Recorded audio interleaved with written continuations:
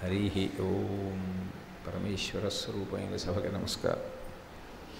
ఒకసారి అందరం కలిసి ఆ షట్పది స్తోత్రం చదివి ప్రవచనాన్ని ప్రారంభం చేద్దాం. అవినయమపనయ విష్ణో దమయ మనః శమయ విషయ మృగతృష్ణాం భూతదయాం విస్తారయ తారయ సంసారసాగరతః దివ్యధునీమకరందే పరిమళ పరిభోగ సచ్చిదానందే శ్రీపతి పదారవిందే భవభయఖేదచ్చిదే వందే సత్యపి భేదాపగమే నాథ తవాహం నమామకీనస్త్వం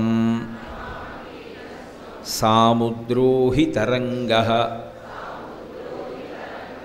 క్వచన సముద్రో నతారంగః ఉద్ధృతనగ నగభిదనుజ ధనుజకులామిత్ర మిత్రశశిదృష్టే దృష్టే భవతి ప్రభవతి నభవతి కిం భవతిరస్కారః మత్స్యాదిభిరవతారైః అవతారవతావతా సదా వసుధాం పరమేశ్వర పరిపాల్యో భవతా భవతాపభీతోహం దామోదర గుణమందిర సుందరవదనారవింద గోవింద భవజలధిమదనమందర పరమందరమపనయత్వం మే నారాయణ కరుణామయ శరణం కరవాణి తావకౌ చరణౌ ఇతి షట్పదీమదీయే వదన సరోజే సదా వసతు.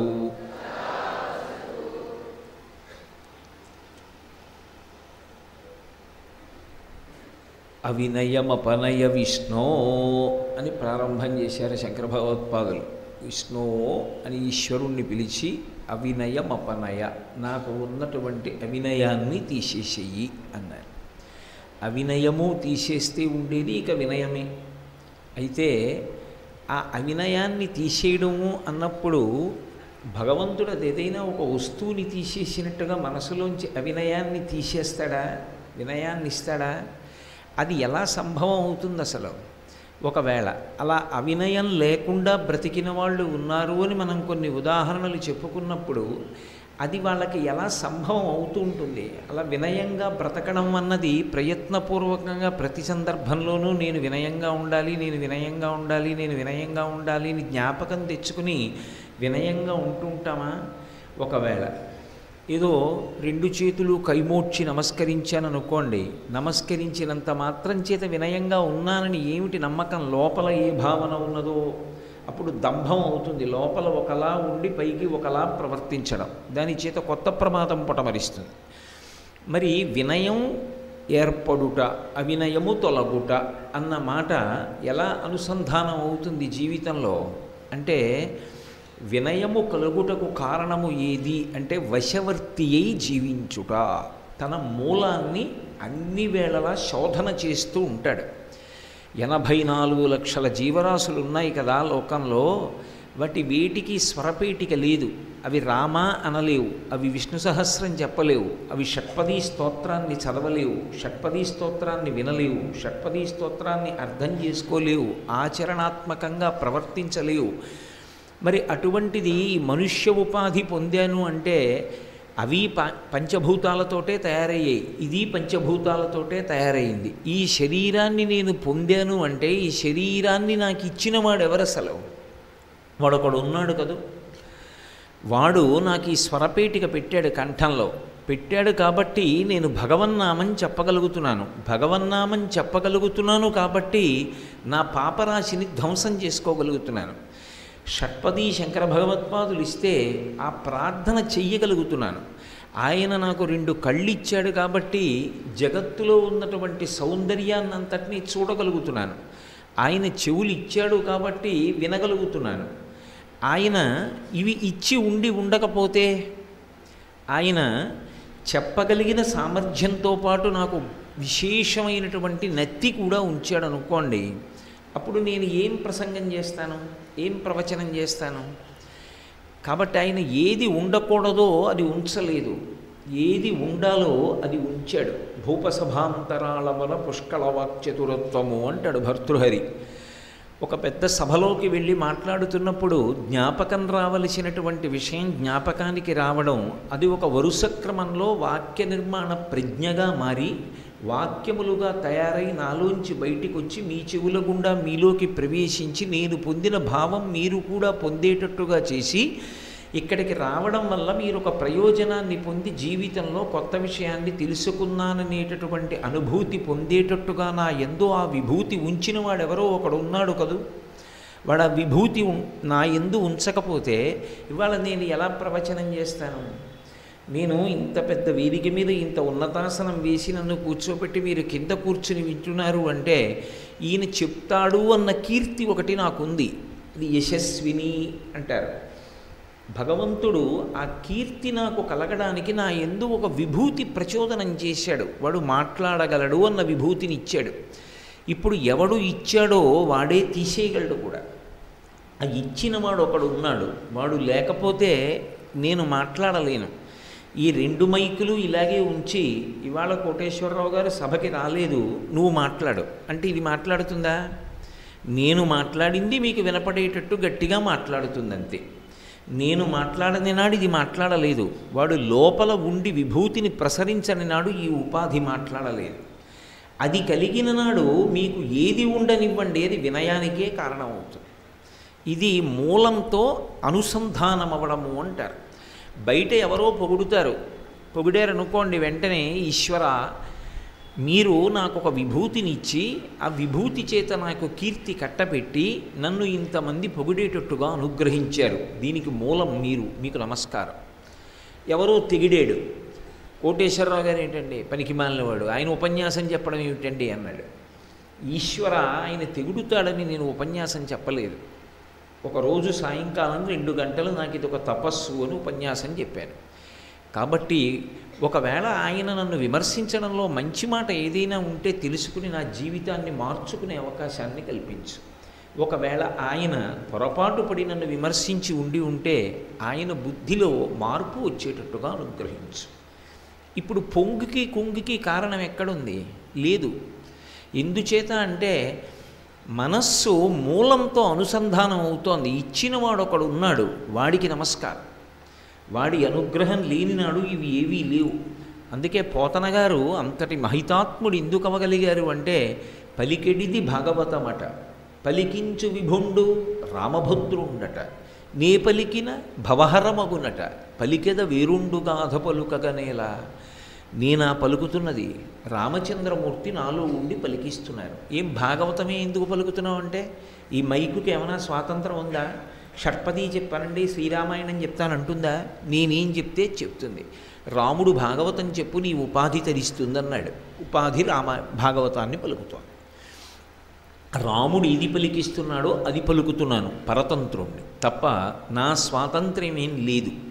ఇప్పుడు ఆయనకి దేని మీద కాంక్ష ఉంది, దేని మీద కాంక్ష లేదు, ఏది జరగనివ్వండి. ఆ భక్తి పండిపోయిన నాడు ఏమైపోతుందంటే కీర్తికి పొంగదు, అపకీర్తికి కుంగిపోదు, రెండిటి యందు సమానంగా ఉంటుంది. నిన్ను సేవింపక నాపదల్పడమని నిత్యోత్సవం బబ్బని జనమాతృండనని సంసార మోహంబు పైగనని గ్రహగతుల్ కుందింపని మేలు వచ్చిన రాణి అవి నాకు భూషణములే శ్రీకాళహస్తీశ్వర. ఏది జరగని అవన్నీ నాకు భూషణములే.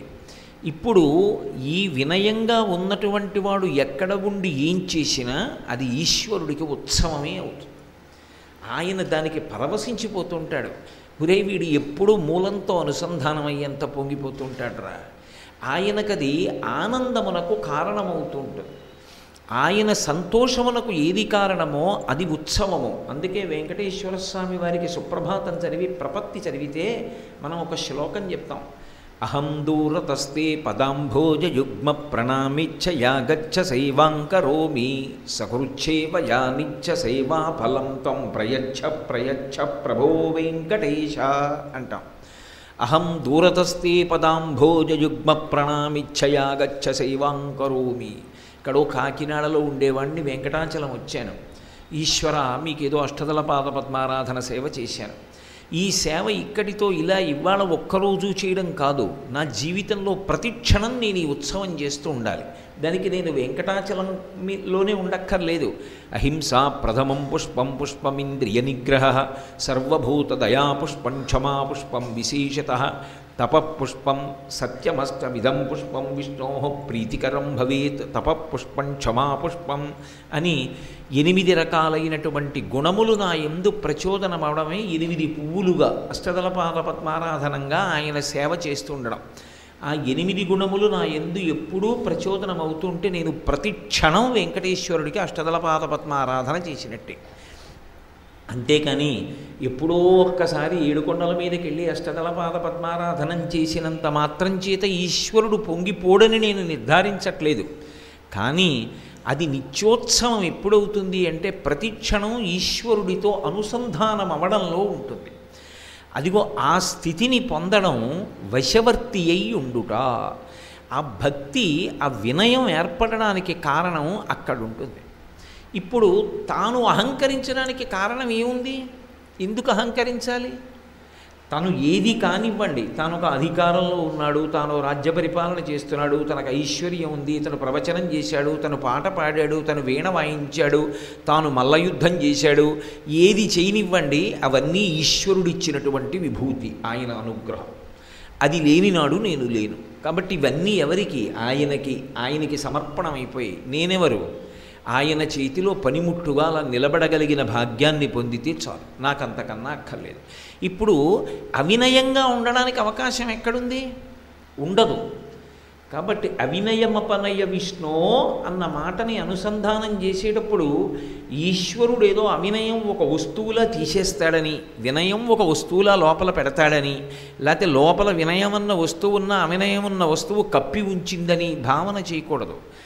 అవినయాన్ని తీసేసేయి అంటే ఇవన్నీ నేనే చేస్తున్నాను అనేటటువంటి కర్తృత్వ బుద్ధి చేత నా యందు ఆరోపించుకుని నేను అహంకరించేటటువంటి స్థితిని నా నుండి తొలగిస్తాడు.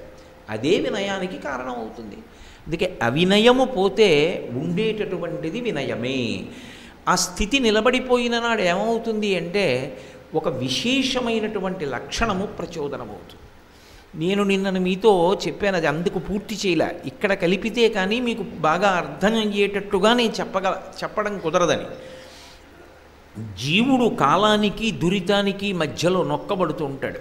ఎప్పుడో చేసిన పాపకర్మ ఉంది, అది ఇవాళ ఫలితం ఇవ్వాలి, నాకు నేను ఏడవాలి, ఏదో దెబ్బ తగలాలి, దెబ్బ తగిలి నెత్తురు కారాలి, ఏడవాలి. కానీ ఈశ్వరుడు ఉన్నాడు అన్న నమ్మికతో ఉన్నాను, ఈ జన్మలో ఉన్నాను కాబట్టి లేచి షట్పది చేసి బయలుదేరాను. ఇప్పుడు ఈశ్వరుడు నాకు ఇవేం కుదరవయా, నువ్వు గత జన్మలలో చేసినటువంటి దుష్కర్మ ఉంది, దానికి ఫలితం ఇవాళ ఇచ్చి తీరాలి, ఏమనుకోకు కాబట్టి ఇచ్చేస్తున్నాను అనడు. అప్పుడు కర్మ గొప్పదైపోతుంది. మీరు జాగ్రత్తగా ఆలోచించండి. దుష్కర్మకి ఫలితాన్ని ఈశ్వరుడు ఇవ్వకుండా ఆపలేడు అని నేను అన్నాను అనుకోండి, అప్పుడు ఈశ్వరుడి కన్నా కర్మ గొప్పది. అప్పుడు సత్యనారాయణ వ్రతం చేసేస్తే చాలు ఫలితం వచ్చేయాలి, కొడుకు ఉద్యోగం వచ్చేయాలి. కాదు, సత్యనారాయణ వ్రతం చేసినప్పుడు మీ భక్తి చేత ప్రీతి పొందిన సత్యనారాయణుడు ఫలితాన్ని ఇవ్వాలి. కర్మ కాదు, కర్మత జడం అంటారు రమణ మహర్షి ఉపదేశసారంలో. కర్మ ఏం చేస్తుంది? కర్మ చేత ప్రీతి పొందిన భగవానుడు ఇవ్వాలి. ఇప్పుడు భగవానుడు ప్రీతి పొందాడు. వీడి భక్తుడై ఉన్నాడు, నన్ను నమ్మి ఉన్నాడు, నేను మూలము అని నమ్మాడు. ఇది ఆయన భగవద్గీతలో చెప్పిన శ్లోకానికి సారాంశం. చతుర్విధా భజంతే మాం జనా సుకృతినోర్జున. అందుకుని వాళ్ళు సుకృతులు అన్నాడు ఆయన, మంచి పుణ్యాత్ములు అన్నాడు. వాడొకడు ఉన్నాడు రా, వాడి అనుజ్ఞ లేకుండా ఏది జరగదని ఇప్పుడు త్రికరణ శుద్ధిగా నమ్మి ఉన్నాడు. నమ్మి ఉన్నవాడు వాడి వంక చూసి నమస్కరించాడు. నమస్కరించిన తరువాత కూడా కర్మకంత ఫలితం ఎందుకు ఇస్తాడు? ఇవ్వడప్పుడు. ఇవ్వకుండా ఏం చేస్తాడంటే, ఒకటి పాము కరవవలసిన వాణ్ణి చీమ చేత కరిపించి విడిచిపెడతాడు. అందుకు నమశివాభ్యాం అశుభాపహాభ్యాం, అశుభాన్ని తీసి శుభాన్ని ఇచ్చేస్తాడు. ఆపదామపహర్తారం దాతారం సర్వసంపదాం, ఆపదని తీసేసి సంపదలిస్తాడు. మనకి కాలమునందు పూర్వజన్మలో చేసినటువంటి పాపకర్మ అనుభవంలోకి రావలసినటువంటి రోజు వచ్చిందని, ఆ రోజున పెద్ద దుఃఖాన్ని పొందబోతున్నావని, కానీ భగవంతుడు ఉన్నాడన్న నమ్మకాన్ని పొంది ఉన్న కారణం చేత భగవంతుడు దాన్ని బాగా తగ్గించేశాడని నీకు తెలుస్తుందా? చెప్పి చేస్తాడా ఇవన్నీ? చెప్పి చెయ్యడు. అందుకే ఈశ్వరుణ్ణి నమ్ముకుని ఉన్నవాడికి ప్రమాదము సంభవించడం ఉండదు. ఒకవేళ సంభవించినా అది అక్కడ వరకు అలా జరిగినట్టు ఉండి కర్మక్షయమవుతుంది తప్ప వాడిని నాశనం చేయడం సాధ్యం కాదు. అందుకే పోతనగారు భాగవతంలో రక్షణము లేక సాధుడు రక్షితుడగు సమత చేసి రాయుడులందున్ రక్షణలు వేయి కలిగిన శిక్షితుడగు కలుడు పాప చిత్తుండగుటన్నంటారు. ఆ భగవద్భక్తి కలిగినటువంటి వాణ్ణి ఈశ్వరుడు సర్వకాలముల యందు కాపాడుకుంటూ ఉంటాడు. కాబట్టి ఆయన వచ్చి చెప్పడు, చెప్పకపోయినా గతంలో చేసినటువంటి దురితాన్ని పోగొట్టి ఆ దుఃఖాన్ని తగ్గించేస్తాడు. ఒకవేళ ఒక్కొక్కచో ఏం చేస్తాడంటే, ఎన్నాళ్ళు ఇలా కోరికలతో బతుకుతావు? ఆయనని ప్రార్థించడం మొదలు పెడితే మనంతట మనంగా కోరికలు లేని స్థితికి చేరక్కర్లేదు. ఆయనే ఒకనాడు ఆ స్థితికి చేర్చేస్తాడు. చేర్చేసి ఇక ఏ కోరిక నాకు వద్దు ఈశ్వర, నీ పాదములు తప్ప అనేటటువంటి స్థితిని కట్టబెట్టేస్తాడు. అందుకు ప్రార్థన అవసరం.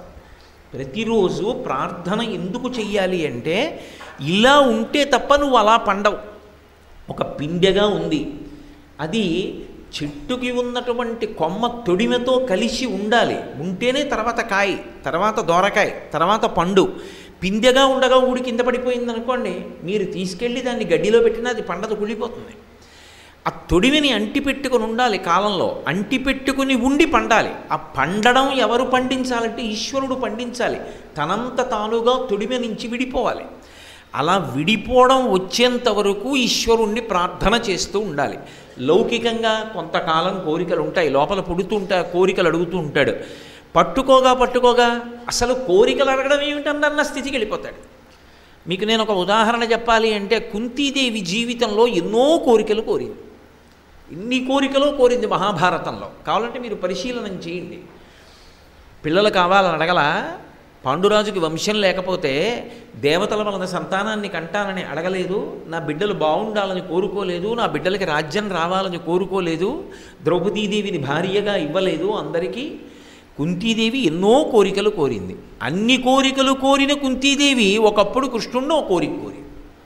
ఏమని కోరిందంటే, యాదవులందు పాండు సుతులందు నాకు మోహ విచ్ఛేదము చేయుమయ్య, ఘనసింధువు చేరిడి గంగభంగి నీపాద సరోజ చింతనముపై అనిశము మదీయ వృత్తి అత్యదర వృత్తితో గదియగనట్లు చెయ్యగదయ్య ఈశ్వరా. ఇప్పుడు అది కోరిక అంటే పైకి కోరికలా కనపడి కోరిక కానిదైపోయి. ఆవిడ ఏమందంటే, నాకు ఇంకా ఈ యాదవుల మీద కూడా మక్కువ వద్దు, కృష్ణుడు మేనల్లుడు, కృష్ణుడు భగవంతుడు, ఈ పిచ్చి కూడా నాకు వద్దు. ఏదో కృష్ణుడు ఉన్నాడు కాబట్టి నాకు అది కావాలి ఇది కావాలి, ఈ పిచ్చి నాకు తీసేసేయి కృష్ణ. పాండుసుతులందు ఏమిటో నా పిల్లలు ఏమిటి వ్యామోహం, వద్దు కృష్ణ తీసేసేయి. ఏ పాండవుల కోసం ఏడిచిందో ఆ కుంతే వద్దు నాకని. పాండు సుతులందు నాకు మోహ విచ్ఛేదము చేయుమయ్యా, ఇక నాకేం కావాలి? ఘనసింధువు చేరిడి గంగభంగి, ఆ సముద్రంలో కలవడానికి ప్రవహించి వెళ్ళిపోయేటటువంటి గంగానదిలా కేవలము నీ పాద సరోజ చింతనముపై అనిశము మదీయ బుద్ధి చాదరవృత్తితో గదియగనట్లు చేయగదయ్య ఈశ్వర. ఏదో పై ఆ పూజ కాదు.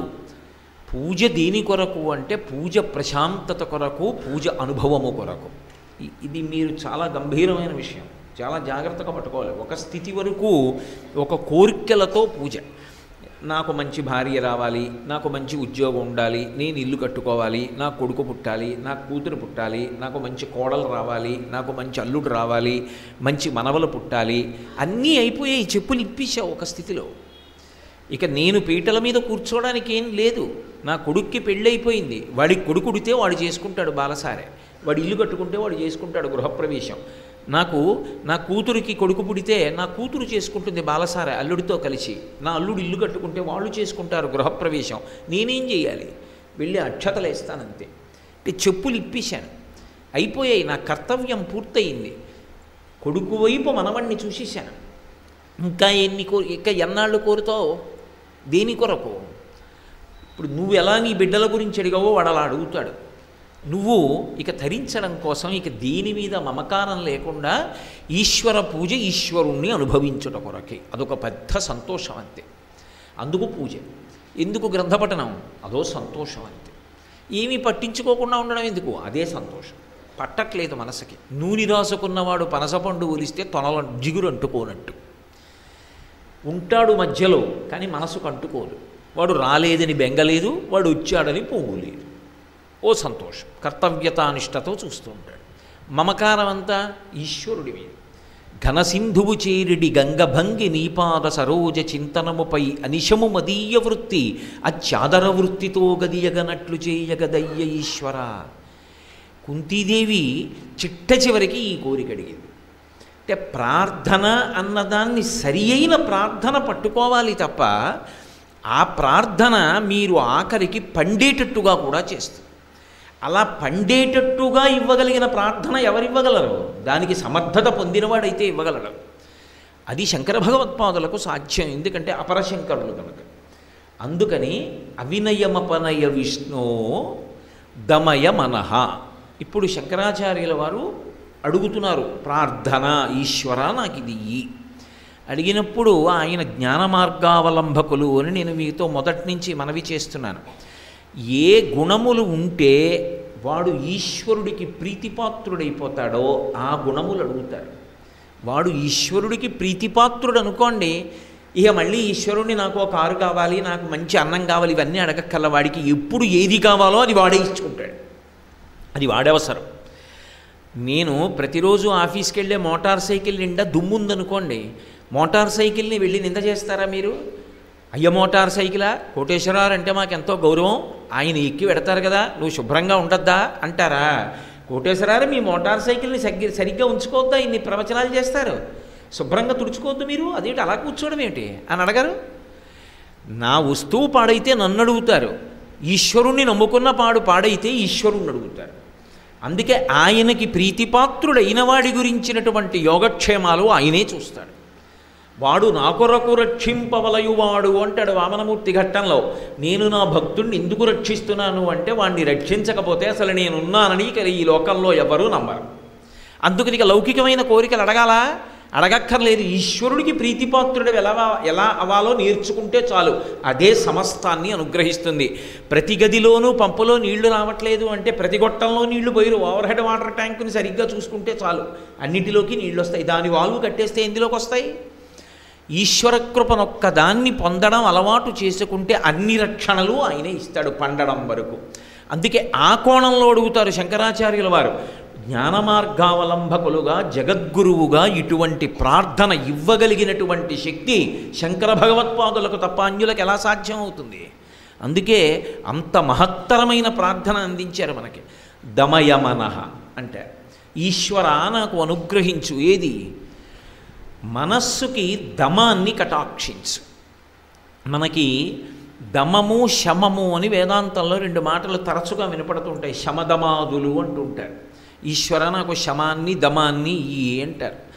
దమము అన్నమాట శమము అన్నమాట రెండూ కూడా శాంతిని పొంది ఈశ్వరుడి వైపుకి ప్రయాణం చెయ్యడానికి కావలసినటువంటి అధ్యవసాయంతో కూడుకున్న బుద్ధిని స్థిరపరుచుకోవడానికి చేసేటటువంటి ప్రయత్నంలో అంతర్భాగాలు.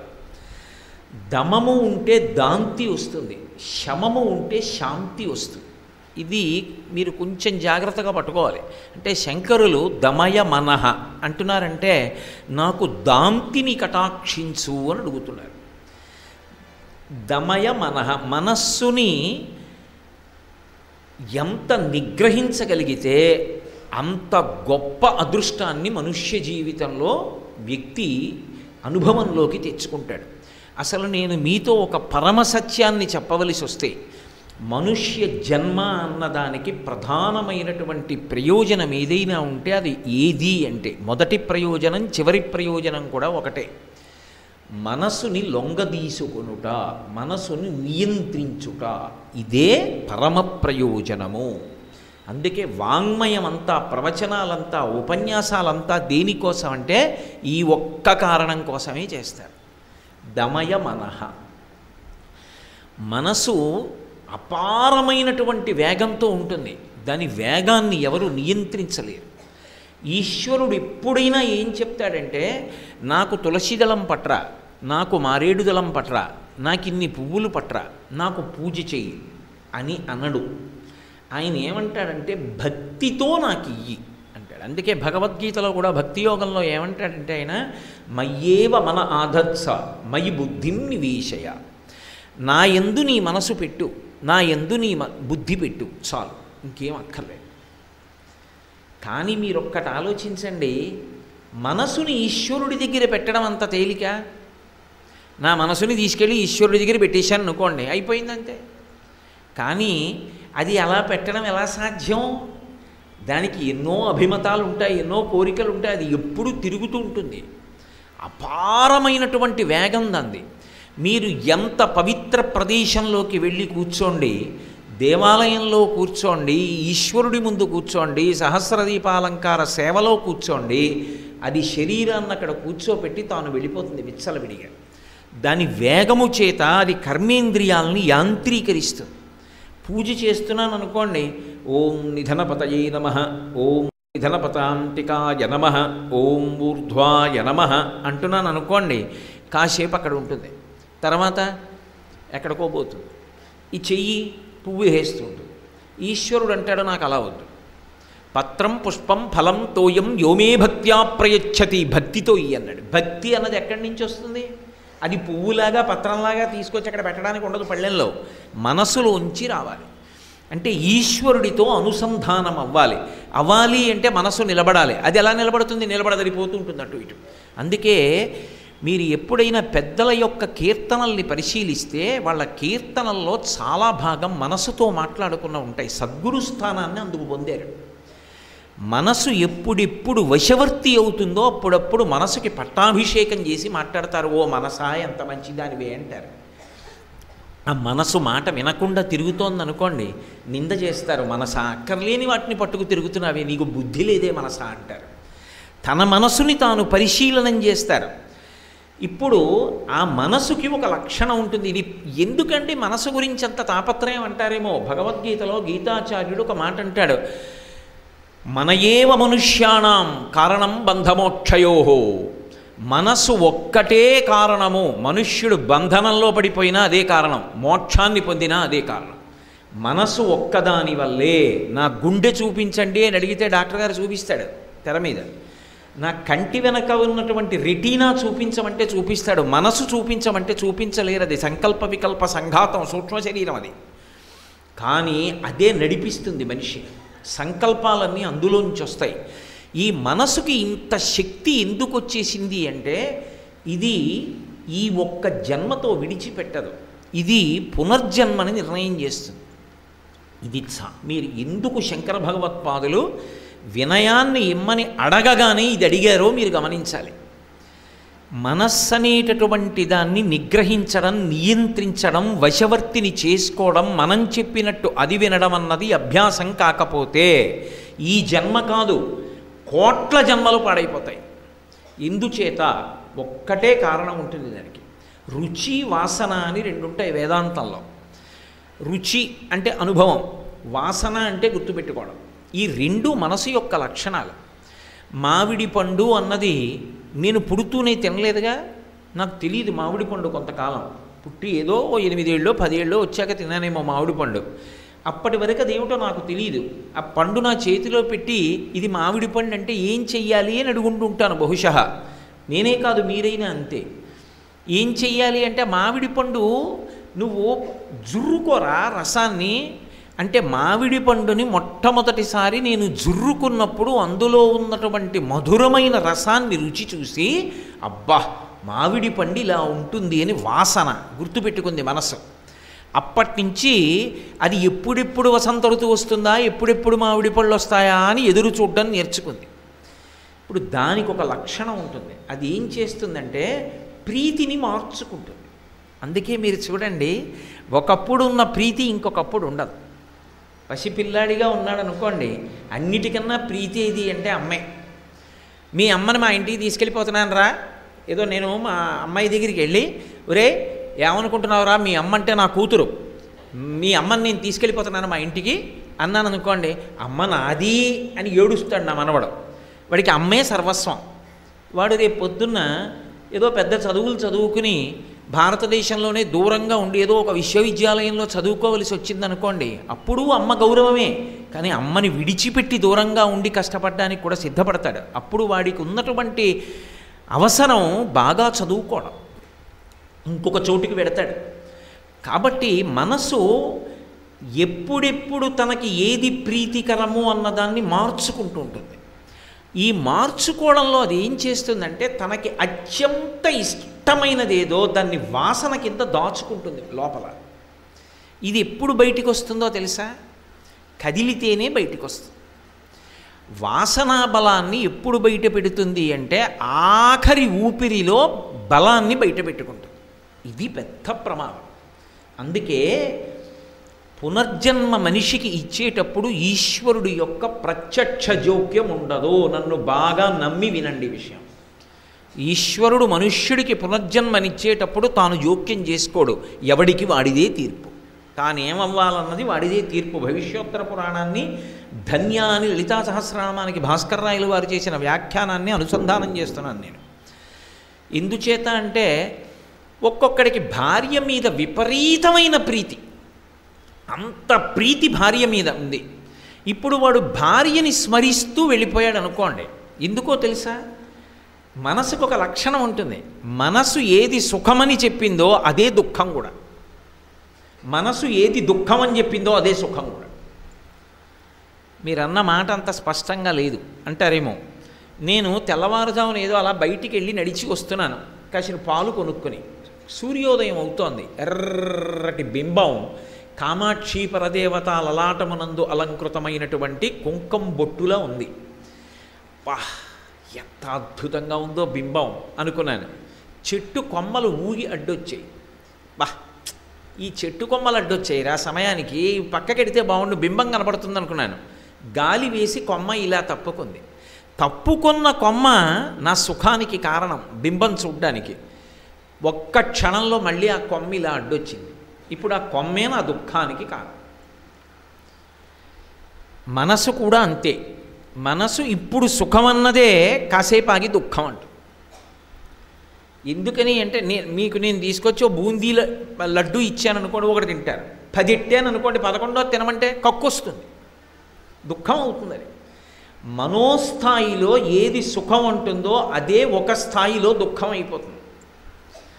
అందుకే సుఖము దుఃఖము ఈ రెండు భావనలకి అతీతంగా బ్రతకాలి అంటే ఒకటే పరిష్కారాన్ని వేదాంతం చెప్తుంది. భార్య యందు ప్రేమ ఉంచుకో, తప్పులేదు. పరమ ప్రేమతో చూడు భార్యని, పరమ ప్రీతితో చూడు. కానీ ఎప్పుడు పైకి చెప్పక్కర్లేదు, లోపల ఒక మాట అనుకుంటుండు. ఇంతటి అనుకూలవతి, నా యందు ఇంత ప్రేమ కలిగినది, నన్ను కంటిని రెప్పలా చూసుకునేది, తల్లి ప్రేమంత ప్రేమ కలిగినది, ఇన్ని సుగుణములున్నది నాకు భార్య కావడం ఈశ్వరుడు యొక్క అనుగ్రహం. ఆ పరమేశ్వరుడే నా భార్య రూపంలో ఉండి నన్ను ఇలా కాపాడుకుంటున్నాడు. ఆయనే నన్ను ఇంత సంతోషపెడుతున్నవాడు భార్య రూపంలో. ఇప్పుడు అది ఏం చేస్తుందంటే, వస్తువులు ఏవీ శాశ్వతం కాదు ఈ ప్రపంచంలో, అది దాని పరిమితి. మీరు దేని మీద ఎక్కువ వ్యామోహం పెంచుకున్నారో అది ఎక్కువ దుఃఖానికి కారణం అవుతుంది కదా. ఒకరోజు ఆ వస్తువు వెళ్ళిపోయినా ఏడవాలి, మీరు వెళ్ళిపోయినా వస్తువు ఏడవాలి. నన్ను ఇంత ప్రీతిగా చూసేవాడు వెళ్ళిపోయాడని ఆవిడ ఏడవద్దు, ఆవిడ వెళ్ళిపోయింది నేను ఏడవాలి. ఇప్పుడు ఏడవకుండా ఉండడానికి కారణం ఏది? వాడు ఆ రూపంలో వచ్చాడు, నా భార్యగా ఇన్నేళ్ళు ఉన్నాడు. పండాలి కదా ఎప్పుడూ ఒకప్పుడు, ఇక పండవలసిన వయసు వచ్చిందిరా అని ఆమె రూపంలో ఉన్నటువంటి పరమేశ్వరుడు అదిగో నా సింహాసనంలో ఉన్న మూర్తిగా మారిపోయాడు. ఇప్పుడు ఎక్కడుంది భార్య? అందులోనే ఉంది, సింహాసనంలోనే ఉంది, ఈశ్వర రూపంగానే ఉంది. ఏది శాశ్వతమైనదో దాని రూపంగా ఎన్నిటినైనా ప్రేమించు, ప్రమాదం లేదు. ఎందుకంటే వస్తువు జారిందనుకోండి, మీరు వెంటనే కిన్నులైపోయే బాబా ఇంక నా జీవితం ఎలాగండి అన్న మాట రాదు. ఆ ఈశ్వరుడు ఇంతకాలం ఆ రూపంలో ఉన్నాడు, ఇదిగో ఆ ఈశ్వరుడే మళ్ళీ ఆ రూపంలో అక్కడ ఉన్నాడు. అమ్మ వెళ్ళిపోయింది, ఎక్కడికి వెళ్ళిపోతుందమ్మ? అమ్మ ఎక్కడికి వెళ్ళలేదు, నా పూజా మందిరంలో పరదేవతా రూపంగా ఉంది. నేను చేసే నమస్కారాన్ని అందుకుని రోజు అమ్మ నాకు ఆశీర్వచనం చేస్తోంది. అందుకే భగవద్రూపంగా పట్టుకోకపోతే మనోస్థాయిలో ఏమైపోతుందంటే సుఖము దుఃఖమునకు కారణమైపోతుంది. అప్పుడు దమము అది దాంతినివ్వదు. అందుకే దాంతి అన్న మాట కష్టంతో అభ్యాసం చేస్తే కానీ వచ్చేది కాదు అని అర్థం. చాలా కష్టంతో అభ్యాసం చేస్తేనే దాంతి కుదురుతుంది. ఆ కష్టంతో అభ్యాసం చేయడం నాకు ఇష్టం లేదండి అన్నారనుకోండి, శాశ్వత శాంతి మాత్రం కలగదు. తత్కాలం అప్పటికప్పుడు కొంత శాంతియుతంగా ఉండొచ్చు అంతే. కాబట్టి మనస్సు అనేటటువంటిది ఏం చేస్తుంటుంది అంటే రుచిని పట్టుకుంటూ ఉంటుంది. ఒక వస్తువు మీద అనుభవాన్ని, ఆ వస్తువుని ఉపయోగించినప్పుడు మనకి కలిగినటువంటి అనుభవాన్ని, రుచిని తెలుసుకొని వాసనగా దాచుకుంటుంది.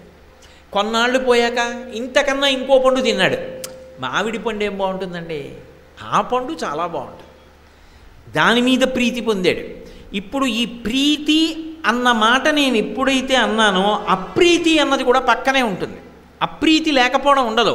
ఇది ఇష్టం, అది ఇష్టం లేదు, ఎప్పుడు రెండు ఉంటాయి. అదే సుఖము దుఃఖము, ప్రీతి అప్రీతి, రాగము ద్వేషము, ఇవన్నీ రెండు మనసులోంచి వస్తాయి. ఇప్పుడు ఈ మనసు ఏం చేస్తుందంటే వీటిని అలా గుప్తంగా లోపల దాచుకుంటూ చిట్ట చివరికి తనకి బాగా ప్రీతికరమైనదేదో అది వాడికి కూడా తెలియదు. తెలియకుండా ఏం చేస్తుందంటే లోపల దాక్కుంటుంది. ఆఖరిసారి కదిలినప్పుడు ఆఖరి ఊపిరిలో స్మరణగా పైకొస్తుంది.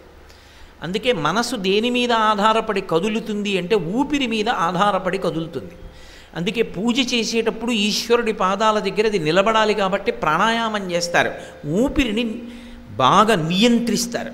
నియంత్రిస్తే ఆ కదలికలు క్రమబద్ధమైతే ఈశ్వరుడి మీద ఆగుతుంది, అది లేకపోతే ఆగదు. అప్పుడు భక్తి లేకపోతే ఉపచారం అందదు ఈశ్వరుడికి. ఇప్పుడు ఆఖరి ఊపిరిలో ఆఖరిసారి కదులుతుంది మనస్సు. చిట్ట చివరి ఊపిరి ఏదో ఉంటుంది, శరీరం పూర్తయిపోయే రోజు.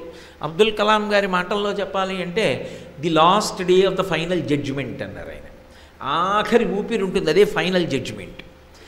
ఆఖరి ఊపిరిలో ఒక్కసారి ఆఖరణ కదులుతుంది. కదిలినప్పుడు అది ఏం చేస్తుందంటే తనకి అత్యంత ప్రీతిపాత్రమైన వస్తువేదో దాన్ని స్మరిస్తూ వెళ్ళిపోతుంది.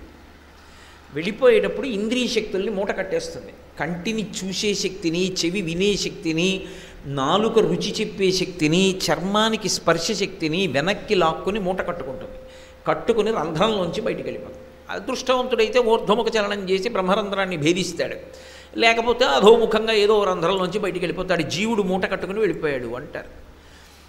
ఇప్పుడు అలా వెళ్ళిపోయినప్పుడు ఆఖరిసారి కదిలింది చూశారు, అది తీర్పు. నువ్వు శరీరంతో ఉండగా ప్రయత్నపూర్వకంగా దేని మీద ప్రీతి పెంచుకున్నావు అన్నదానికి తీర్పు అక్కడ చెప్తారు. అదే అడుగుతాడు ఈశ్వరుడు.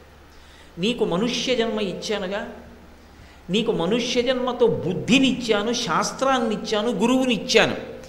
దేని మీద పెంచుకున్నావు మమకారం? భార్య మీద పెట్టుకున్నావు. పరమేశ్వరుడిగా భార్యని ప్రేమించారనుకోండి, బాధ లేదు. ఏమైపోతుందంటే ఉన్నా లేకపోయినా కూడా పరమేశ్వర స్వరూపంగా ప్రీతి పొందాడు. ఇప్పుడు అది విడుదలకి కారణమవుతుంది. కాదు, నా భార్య, నా బిడ్డలు, నా ఐశ్వర్యం, నా పొలాలు, నా ఇంట్లో ఉన్నటువంటి అంగరాగాలు, నేను వాడేటటువంటి భూషణములు, ఇలాంటి వాటి గురించి ఆలోచిస్తూ వెళ్ళిపోయాడు జీవుడు. ఆర్తచింత పొందాడు అంటారు. ఆర్తచింతతో వెళ్ళిపోయాడు. వీటిలో వేటి గురించి ఆలోచించినా సరే, నావి అన్న భోగకారకమైన ఏ వస్తువు గురించి ఆ దృక్పథంలో ఆలోచిస్తూ వెళ్ళిపోయినా చిట్ట చివర ఏం చేస్తారు అంటే ఆర్తచింతతో వెళ్ళాడు. ఈశ్వరుడు తీర్పు చెప్తాడు. దేనితో విడిచిపెట్టావు శరీరాన్ని? ఆయన దగ్గర అబద్ధం ఎలా కుదురుతుంది? ఈశ్వర ఫలానా తలుచుకుంటూ వెళ్ళిపోయాను, ఏదో భూమి గురించి తలుచుకుంటూ వెళ్ళిపోయాను, అయ్యి బాబోయ్ నా పొలం ఏమైపోతుందో ఏమైపోతుందో ఏమైపోతుందో. తిరియక్కు చేస్తారు. తిరియక్కంటే భూమికి అడ్డంగా పుట్టి అడ్డంగానే పెరుగుతాడు, నిలువుగా పెరిగే అవకాశం ఉండదు. వెన్నుపాం నిలువుగా పెరిగితే మనుష్యుడు ఊర్ధ్వముఖ చలనం చేసి ఈశ్వరుణ్ణి తెలుసుకోమని తిరియక్ చేస్తారు. అంటే భూమికి అడ్డంగా పుట్టి అడ్డంగా పెరుగుతాడు. అంటే ఇక కర్మాధికారం లేదు, ఇక శాస్త్రం చదువుకోక్కర్లేదు, చదివేందుకు అవకాశమే ఉండదు, ఇక గురువుని ఆశ్రయించే అవకాశం లేదు, భగవన్నామం చెప్పే అవకాశం లేదు, పోయి ఇప్పుడు ఏం చేయాలి? గతంలో చేసిన కర్మలకి ఫలితాలు అనుభవించుకుంటూ వెడతాడు.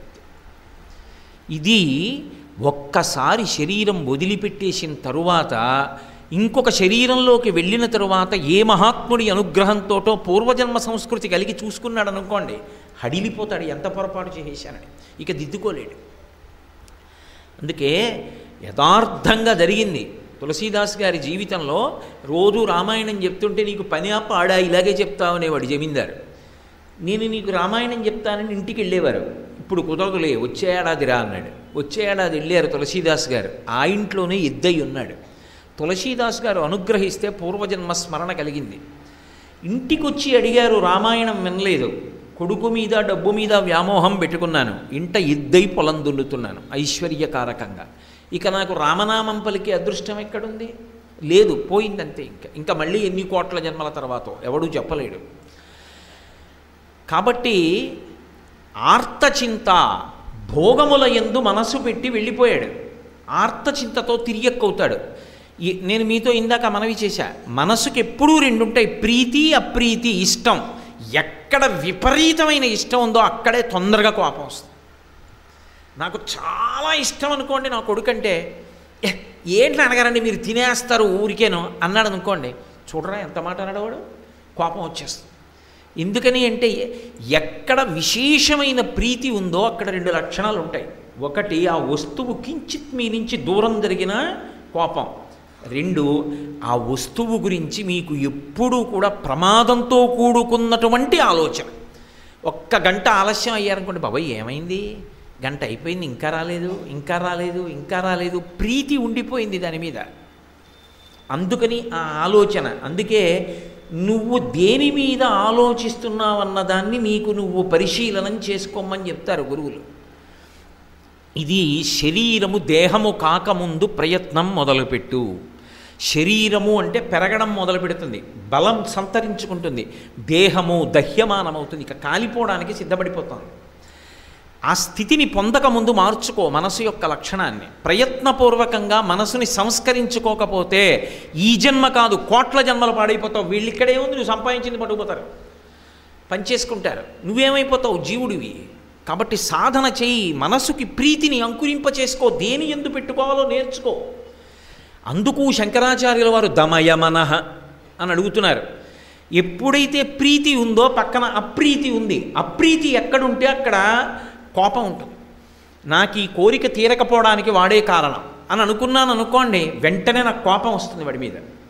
కాబట్టి ఎక్కడ ప్రీతి ఉంటుందో అక్కడ అప్రీతి ఉంటుంది. ఇవి దాటిన వాడెవడో వాడు ఈశ్వరానుగ్రహాన్ని పొందినవాడు. అందుకే తుల్య నిందా స్తుతిర్మౌ నీ సంతుష్టో ఏనకేనచిత్ అనికేత స్థిరమతి భక్తిమాన్ మే ప్రియో నరః అంటాడు భక్తియోగంలో కృష్ణుడు. ఇప్పుడు కోపంతో వెళ్ళిపోయిన మనసుకున్న లక్షణం ఏంటంటే, ప్రీతి ఉన్నప్పుడు ఎలా పట్టుకుంటుందో మంచి కోపం ఉన్నప్పుడు అలాగే పట్టుకుంటుంది. మీరు ఎప్పుడైనా గమనించండి, మీరు ఎవరైనా ఒక వ్యక్తి మీద చాలా కోపం పెట్టేసుకున్నారనుకోండి మనసులో, వాడు ఏమవుతాడో నాకు తెలియదు కానీ కోపం పెట్టుకున్నందుకు మీరు పాడైపోతారు. కారణం ఎందుకంటే మనసు వాణ్ణే స్మరించడం మొదలుపెడుతుంది. ఇప్పుడు శత్రుభావనతో ఒకరిని స్మరిస్తున్నావు, రౌద్రచింత అంటారు. అది మనసు బాగా పట్టేసుకుందనుకోండి, అదే దానికి అన్నిటికన్నా ముఖ్యమైపోయి కూర్చుందనుకోండి లోపల, ఆఖరిసారి కదిలినప్పుడు అదే తలుచుకుని వెళ్ళిపోతుంది. ఇంత గొప్ప మనుష్య జన్మ పొంది రౌద్రచింతతో వెళ్ళిపోయావు కోపంతో, కాబట్టి తిరియక్కుగా వెళ్ళిపోమంటారు. మళ్ళీ భూమికి అడ్డంగా ఉండే ప్రాణిగా పుడతాడు. అందుకే దానికి ఇక ఏమి సంబంధం ఉండదు. ఇక్కడ పడుకుంటుందో కుక్క, అట్నుంచి ఒక కుక్క వస్తుంది, కలిగి పడిపోతుంది. అలా ఓ పంది పోతుంటుంది, ఈ పంది మీద కుక్క పడిపోతుంది. అలా ఇంట్లో కుక్క కూర్చుంటుంది, కాకి అలా గోడ మీదకి వస్తుంది, ఇది అరుస్తుంది. దానికి ఏం అర్థం ఉండదు. ఇక అటువంటి స్థితి ఆ తిరియక్కుగా మారిపోతాడు. కర్మాచరణం ఉండదు, బుద్ధి ఉండదు, శాస్త్రం ఉండదు, గురువు ఉండదు, పుణ్యకర్మ సముపార్జనకి కావలసినటువంటి సౌలభ్యం ఉండదు, ఏమీ ఉండవు. రౌద్రచింతకి తిరియక్కవుతాడు. మూడవది ఉంటుంది, అది ధన్యచింత అంటారు. ఎప్పుడు ప్రీతితో ప్రయత్నపూర్వకంగా మనసుని భగవంతుని యందు భగవద్వాక్యముల యందు పెట్టాడు, గురువు యందు గురుప్రోక్తమైన విషయముల యందు పెట్టాడు. ఎప్పుడు ఏదో శంకర భగవత్పాదుల్ని తలుచుకోవడం, చంద్రశేఖరేంద్ర సరస్వతి మహాస్వామిని తలుచుకోవడం, భగవాన్ రమణుల్ని తలుచుకోవడం, రామకృష్ణ పరమహంసని తలుచుకోవడం, అటువంటి మహనీయుల్ని తలుచుకుంటూ ఉంటాడు. ఎప్పుడు ఏదో గ్రంథాలు చదువుకుంటూ ఉంటాడు, మురిసిపోతూ ఉంటాడు. చదువుకుని అకస్మాత్తుగా పుస్తకం అక్కడ పెట్టి వంటింట్లోకి వెళ్ళి, ఏమే ఈ పద్యం విన్నావా? అబ్బా ఏం పద్యం విను, చూడు ఈ పద్యం ఎంత బాగుందో అంటాడు. ఆ పద్యం చదువుతాడు. రాత్రి పడుకుంటాడు, అబ్బా ఇవాళ ఏం పద్యం అండి అంటాడు. సీతారామ కళ్యాణం చూశాడు, భద్రాచలం నుంచి వచ్చిన సీతారామ కళ్యాణం. సీతమ్మ పెళ్లి కూతురాయనే మన రామయ్య పెళ్లి కొడుకాయనే అంటే 20 నిమిషాలు తప్పట్లు కొడుతూ ఆనందం అనుభవించేశాడు. రాత్రి ఇంటికి వెళ్ళి పడుకున్న సీతమ్మ పెళ్లి కూతురాయనే మన రామయ్య పెళ్లి కొడుకాయనే ధనస్సు పట్టుకుని రామచంద్రమూర్తి, బుగ్గన చుక్క సీతమ్మ, బుగ్గన చుక్క, వాళ్ళిద్దరి కళ్యాణం, ఆ అర్చకులు ఆ కళ్యాణం చేయడం, ఆ మంత్రభాగం, ఆ మంగళసూత్రాలు ఇవే కనపడుతున్నాయి. ఇప్పుడు మనసుకి నువ్వు దేన్ని ఆలంబనంగా ఇచ్చావో మనసు దాన్నే పట్టుకుంటుంది. రామాయణం ఎప్పుడూ చదువుతావు, రోజు ఓ కాండ చదవడమో, కాండమాట దేవుడి ఓ సర్గ చదవడమో, ఓ శ్లోకం చదవడమో అలవాటు. రోజు పట్టుకున్నాడు భగవద్గీత, కించిదధీత గంగాజలలవ కణికాపీత సకృతపేన మురారి సమర్చ క్రియతే తస్య యమేన నచర్చ అంటారు శంకర్లు. అందుకే ఇప్పుడు మనసు ప్రీతి అటువైపుకి వెళ్ళిపోయింది. ఏమిటి ప్రీతి? బా కట్టేద్దు, కాసేపు పుస్తకం చదువుకుందాం అంటాడు. ఇద్దరం ఖాళీగా ఉన్నాంగా, కాసేపు విష్ణు సహస్రం చదువుకుందాం ఏమిటి ఇవాళ అంటాడు.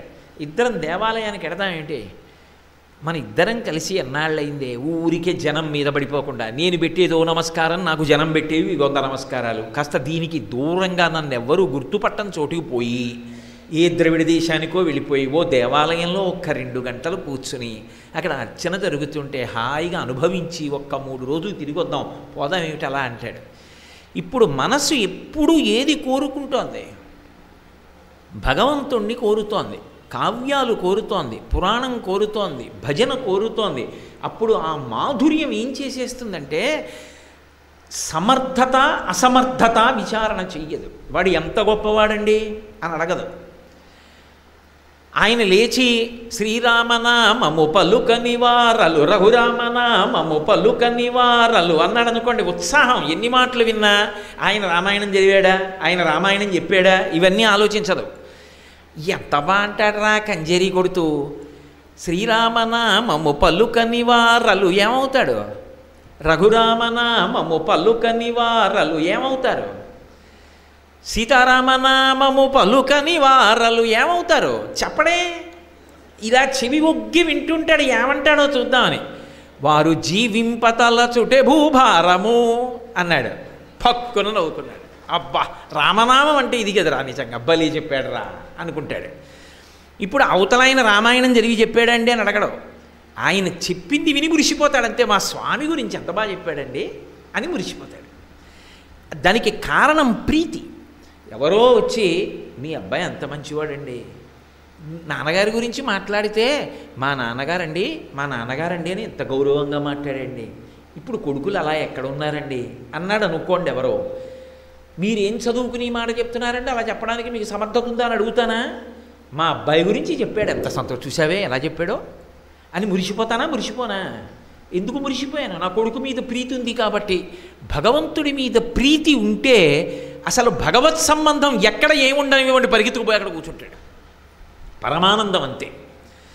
ఇప్పుడు ఈ ప్రీతి బాగా దాని మీద నిలబడిందనుకోండి, భగవంతుని మీద, కావ్యముల మీద, పురాణం మీద, జిజ్ఞాస మీద, ఇంకా తెలుసుకోవాలన్న తాపత్రయం మీద, ఏదో లౌకికమైనటువంటి వర్ణనలు, లౌకికమైనటువంటి విషయాలు, లౌకికమైన ప్రస్తావనలు ఆయనకి ఇష్టం లేదు. అందుకే పోతన గారు అంటారు, హరినామస్తుతి చేయు కావ్యము సువర్ణాంభోజి హంసావళీ సురుచి భ్రాజితమై మానస సరస్ఫూర్తిన్ వెలుంగొందు శ్రీ హరినామస్తుతి లేని కావ్యము విచిత్రార్థాన్వితంబయ్యు శ్రీకరమయ్యుండదయోగ్య దుర్మదనత్కాకోల కర్తాకృతిన్ అంటారు. అది ఎంత పదగుంభనంతో ఎంత గొప్ప పుస్తకం కానివ్వండి, అందులో భగవత్ స్పర్శ లేకపోతే తద్దినం పెట్టినప్పుడు కాకులు వచ్చే రీవు. భగవన్నామ స్తోత్రం ఉంటే అది బంగారు తామరలు విచ్చుకున్నటువంటి మానస సరోవరం. అక్కడికి యోగులు వస్తారు. కాబట్టి ఇప్పుడు ఎప్పుడు మనసు భగవంతుణ్ణి కోరుతూ ఉంటుంది. ఏదో ఆయన కీర్తన విందాం, ఆ పుస్తకం చదువుకుందాం, దాని గురించి ఆలోచిద్దాం. అందుకే మనసు ఎటువంటిది అంటే పసిబిడ్డ వంటిది. మీరు ఏమీ ఇవ్వలేదనుకోండి, అగ్గిపెట్టి అగ్గిపుల్లా పట్టుకుని అగ్గిపుల్ల వెలిగించడం ప్రయత్నం చేస్తుంది పిల్ల, ఒళ్ళు కాల్చుకుంటుంది. తల్లి ఏం చేస్తుంది? పిల్ల యొక్క మనస్తత్వం తెలుసు కాబట్టి అగ్గిపెట్టి లాగేసుకుని అరటిపండు ఇస్తుంది. ఇప్పుడు పిల్ల వచ్చిరాని పళ్ళతో అరటిపండు కొరికి అందులో ఉన్న సారం పీలుస్తోందనుకోండి, తీపిని, నష్టమేముంది? ఏం లేదు, ఆరోగ్యంగా ఉంటుంది పిల్ల. ఏది క్షేమకరమో అది ఇస్తుంది.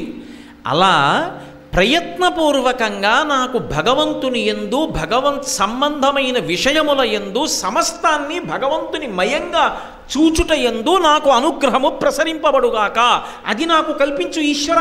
అది లేని నాడు ఉత్తర జన్మలు పోతాయి, అక్కర్లేని చోటికి వెళ్ళిపోతాను, కోట్ల జన్మలు పోతాయి. ఆఖరణ కూడా మనసు దాన్ని స్మరించాలి అంటే అన్నిటికన్నా నాకు ప్రీతిపాత్రమైనదేది అంటే భగవత్ సంబంధమే నాకు ప్రీతిపాత్రంగా ఉంటుంది. జ్వరంగా ఉంది, అయినా ఉపన్యాసంకి మాత్రం మానద్దు, వెళ్ళొచ్చేద్దాం అనిపించింది అనుకోండి, నేను ధన్యుణ్ణనమాట. తల బద్దలైపోతోంది, అక్కడికి వెళ్ళి కూర్చుని మొదలు పెడితే అదే దిగిపోతుంది. వెళ్ళగలిగాను అనుకోండి, నేను ధన్యుణ్ణి. ఏ కారణం దొరుకుతుంది మానేద్దాం అదొక్కటి అని అనుకున్నాను అనుకోండి, దాని మీద ప్రీతి లేదు. మీరు అందుకే చూడండి, ఇవాళ నుంచి ప్రతి శనివారం సుప్రభాతం చదువుతానంటాడు. 4 వారాలు అయిపోయాక చచ్చిపోతున్నాడు, ఈ శనివారం వచ్చిందంటే బాబోయ్ సుప్రభాతం చదవాలంటాడు. ఎవడు పెట్టుకోమన్నాడు ఇది నియమం? ఇంకక్కడి నుంచి ఓ అనుమానం, ఈ వారం చదవకపోతే అదే పనే ఆయనకి. నువ్వు చదవలేదు, నీ మీద రిక్షా ఎక్కించేస్తాను, ఆటో ఎక్కించేస్తాను, అందుకే కూర్చుంటాడు ఆయన. ఆయన అనుగ్రహిస్తాడు, ఒరే నువ్వు చదివేటట్టుగా అనుగ్రహిస్తాను లేరా అంటాడు. కానీ అదే పని ఈశ్వరుడికి. ఇక ఆయన మీద నెట్టేస్తూ ఉండడం. ఇవాళ సుప్రభాతం చదవలేదండి, అందుకే పొద్దున్నే తెగిపోయింది వేలు, అనుకున్నాను చదువుతానని కానీ చేయలేదండి. ఇవన్నీ ఆయన మీదకి నెట్టేస్తూ ఉండడం ఎంత అసంబద్ధమైనటువంటి విషయం. కాబట్టి ఇప్పుడు వీటి మీద మనసు పెట్టేసుకున్నాడు అనుకోండి, ప్రయత్నపూర్వకంగా ప్రీతి దీని మీదకి వెళ్ళిపోయింది. ఇప్పుడు ఆఖరి ఊపిరిలో ఆఖరిసారి మనసు కదిలింది ప్రీతి ఇది కదూ. అందుకని భగవన్నామమో, భగవత్ కథో, భగవత్ సంబంధమో ఇవేవో జ్ఞాపకానికి వస్తాయి. ఆఖరి ఊపిరిలో కూడా తనకి ప్రీతి కాబట్టి అదేదో తలుచుకుంటూ వెళ్ళిపోతాడు. అదేదో తలుచుకుంటూ వెళ్ళిపోతే ఏమైపోతాడంటే ధన్యచింతతో వెళ్ళిపోయాడు అంటారు. ఉత్తమ లోకాలకి పంపిస్తారు. ఒక్కొక్కచో ఏం చేస్తారంటే బ్రహ్మసభకి పంపించి బ్రహ్మగారు వేదానికి భాష్యం చెప్తూ ఉండగా బ్రహ్మసభలో కూర్చుని విని తరించిపోతాడు. ఒక్కొక్కచో ఇతర లోకాలకి వెళతాడు, సుబ్రహ్మణ్య లోకానికో గోలోకానికో ఎక్కడికో వెళ్ళిపోతాడు. ఎందుకు వెళ్ళిపోయాడు? మనసు ఎక్కడ నిలబడాలో అక్కడ నిలబడడాన్ని సాధన చేశాడు ఉండగా. ఆఖరణ కదండి మీరు చెప్పేది, ఆఖరణ మేము తెచ్చుకుంటాను ఏంటంటే ఎలా కుదురుతుంది? ధృతి తప్పిన తరి, అసలు ఆలోచనలు అన్నీ పోయిన తరువాత ఆవేళ యమదూతలాగ్రహంబున వచ్చి ప్రాణముల్ పెకలించి పట్టునప్పుడు కపవాత పైత్యముల్ కప్పగా శ్రమచేత కంపముద్భవమంది కష్టపడుచు నారాయణాయంచు నా జిహ్వతో నిన్ను పిలుతునో శ్రమచేత పిలువలేనో నాటికిపుడే నీ నామస్మరణ చేతు చివినిడవయ్య భూషణ వికాస శ్రీధర్మ పురనివాస దుష్ట సంహార నరసింహ దురిత దూర అంటాడు నరసింహ శతకకర్త. యమభటులు భయంకర రూపాలతో వచ్చి పాశాలేసి లాగేస్తుంటే కపవాత పైత్యాలు కప్పేస్తుంటే అప్పుడు నారాయణ అనగలనా? ఇప్పుడు అనలేనివాడిని ఒంట్లో ఓపిక ఉండగా. అందుకని అనరా, ప్రీతిని పెంచుకోవడానికి భగవంతుణ్ణి ఆశ్రయించడం నేర్చుకో. అన్నీ విడిచిపెట్టేయమని ఎక్కడా చెప్పలేదు. మీరు బాగా గుర్తుపెట్టుకోవాలి. సంసారం విడిచిపెట్టేసేయి, ఉద్యోగం మానేసేయి అని చెప్పలేదు. భగవంతుడి యొక్క విభూతిగా భక్తితో జీవించడం నేర్చుకో. చాలామంది ఒక మాట అంటుంటారు, భక్తి మౌఢ్యము. మీరు చూడండి, కోటేశ్వరరావు రిటైర్ అయిపోయిన తర్వాత ఇంకా నేను మీతోనేనండి అంటారు. నేనేం రిటైర్ అయిపోయి ప్రవచనాలు చెప్పట్లేదు, నేను సర్వీస్లో ఉండే చెప్తున్నాను ప్రవచనాలు. రిటైర్ అయిపోయాక ఎందుకు నా వెనకాతల బరువు? నీ మనసు అప్పుడు కూడా ఎక్కడో ఉంటుంది. ఎందుకు అప్పుడు 60 ఏళ్ళు వచ్చేసిన తర్వాత రిటైర్ అయిపోయిన తర్వాత నా వెనక బయలుదేరితే ఆచమనం చేయడం రాదు. ఎందుకు నా వెనకాతల?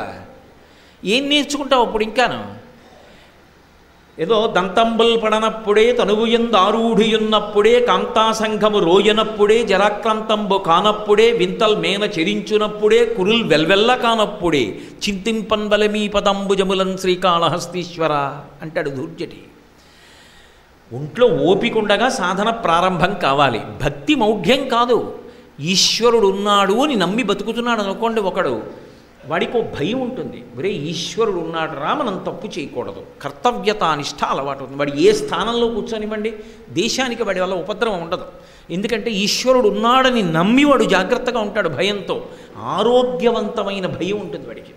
2, వాడికి ఒక ధైర్యం ఉంటుంది. ఎక్కడ ఉండనివ్వండి, నేను నమ్ముకున్న ఈశ్వరుడు ఉన్నాడు, ఆయన నన్ను కాపాడతాడు. అమ్మా నాన్న భార్య బిడ్డలు అన్ని వేళలా పక్కన ఉంటారండి. వడిబాయక తిరిగే ప్రాణబంధుడా అంటాడు అన్నమాచార్యుల వారు. ఎక్కడున్నాడు వెంకటేశ్వరుడు అంటే, ఒకే వేగంతో ఊపిరి లోపలికెళ్ళి బయటికి వచ్చేటట్టుగా చేస్తున్న ప్రజ్ఞగా ఉన్నాడు. వాడికన్నా దగ్గరగా ఎవరున్నారు? వాడే ఉన్నాడు ప్రాణవాయువుగా.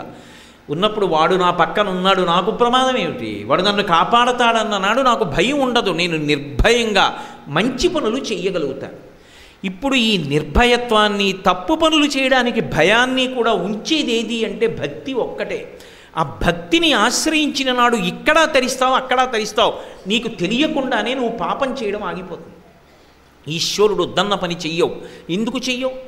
మా ఇంట్లో ఎక్కడో పూజామందిరంలో కాదు, నాతో నిరంతరం ఇక్కడ ఉండి చూస్తున్నాడు. నేను ఏ తప్పు పని చేస్తున్నానో వాడికి తెలియదు. కాబట్టి వద్దు, నేను చేయను. ఇప్పుడు చేయకుండా ఉండడానికి కారణం వాడు ఉన్నాడన్న నమ్మకం, వాడు నీతో ఉన్నాడన్న నమ్మకం. వాడు ఉన్నాడన్న నమ్మకం ధైర్యంగా మంచి పని చేయడానికి కూడా పనికొచ్చింది. ఇప్పుడు భక్తి ఏ వయసులో కావాలి? పని చేసేటప్పుడు కావాలి, తర్వాత కావాలి. అంతేకాని రిటైర్ అయిపోయిన తర్వాత భక్తి ఎందుకు? ఏం చేస్తావు? భక్తి ఏదో రిటైర్ అయిపోయిన తర్వాత పనికి వచ్చేది కాదు. అప్పటికి జీవితంలో మనసు ఇంకో దాన్ని పట్టుకోవడం అలవాటు అయిపోయింది. అలవాటు అయిపోయిన తర్వాత తిప్పడం ఎంత సాధ్యం అవుతుందా? మిగిలిన కాలంలో ఇక ఎంత కష్టం అయిపోతుంది.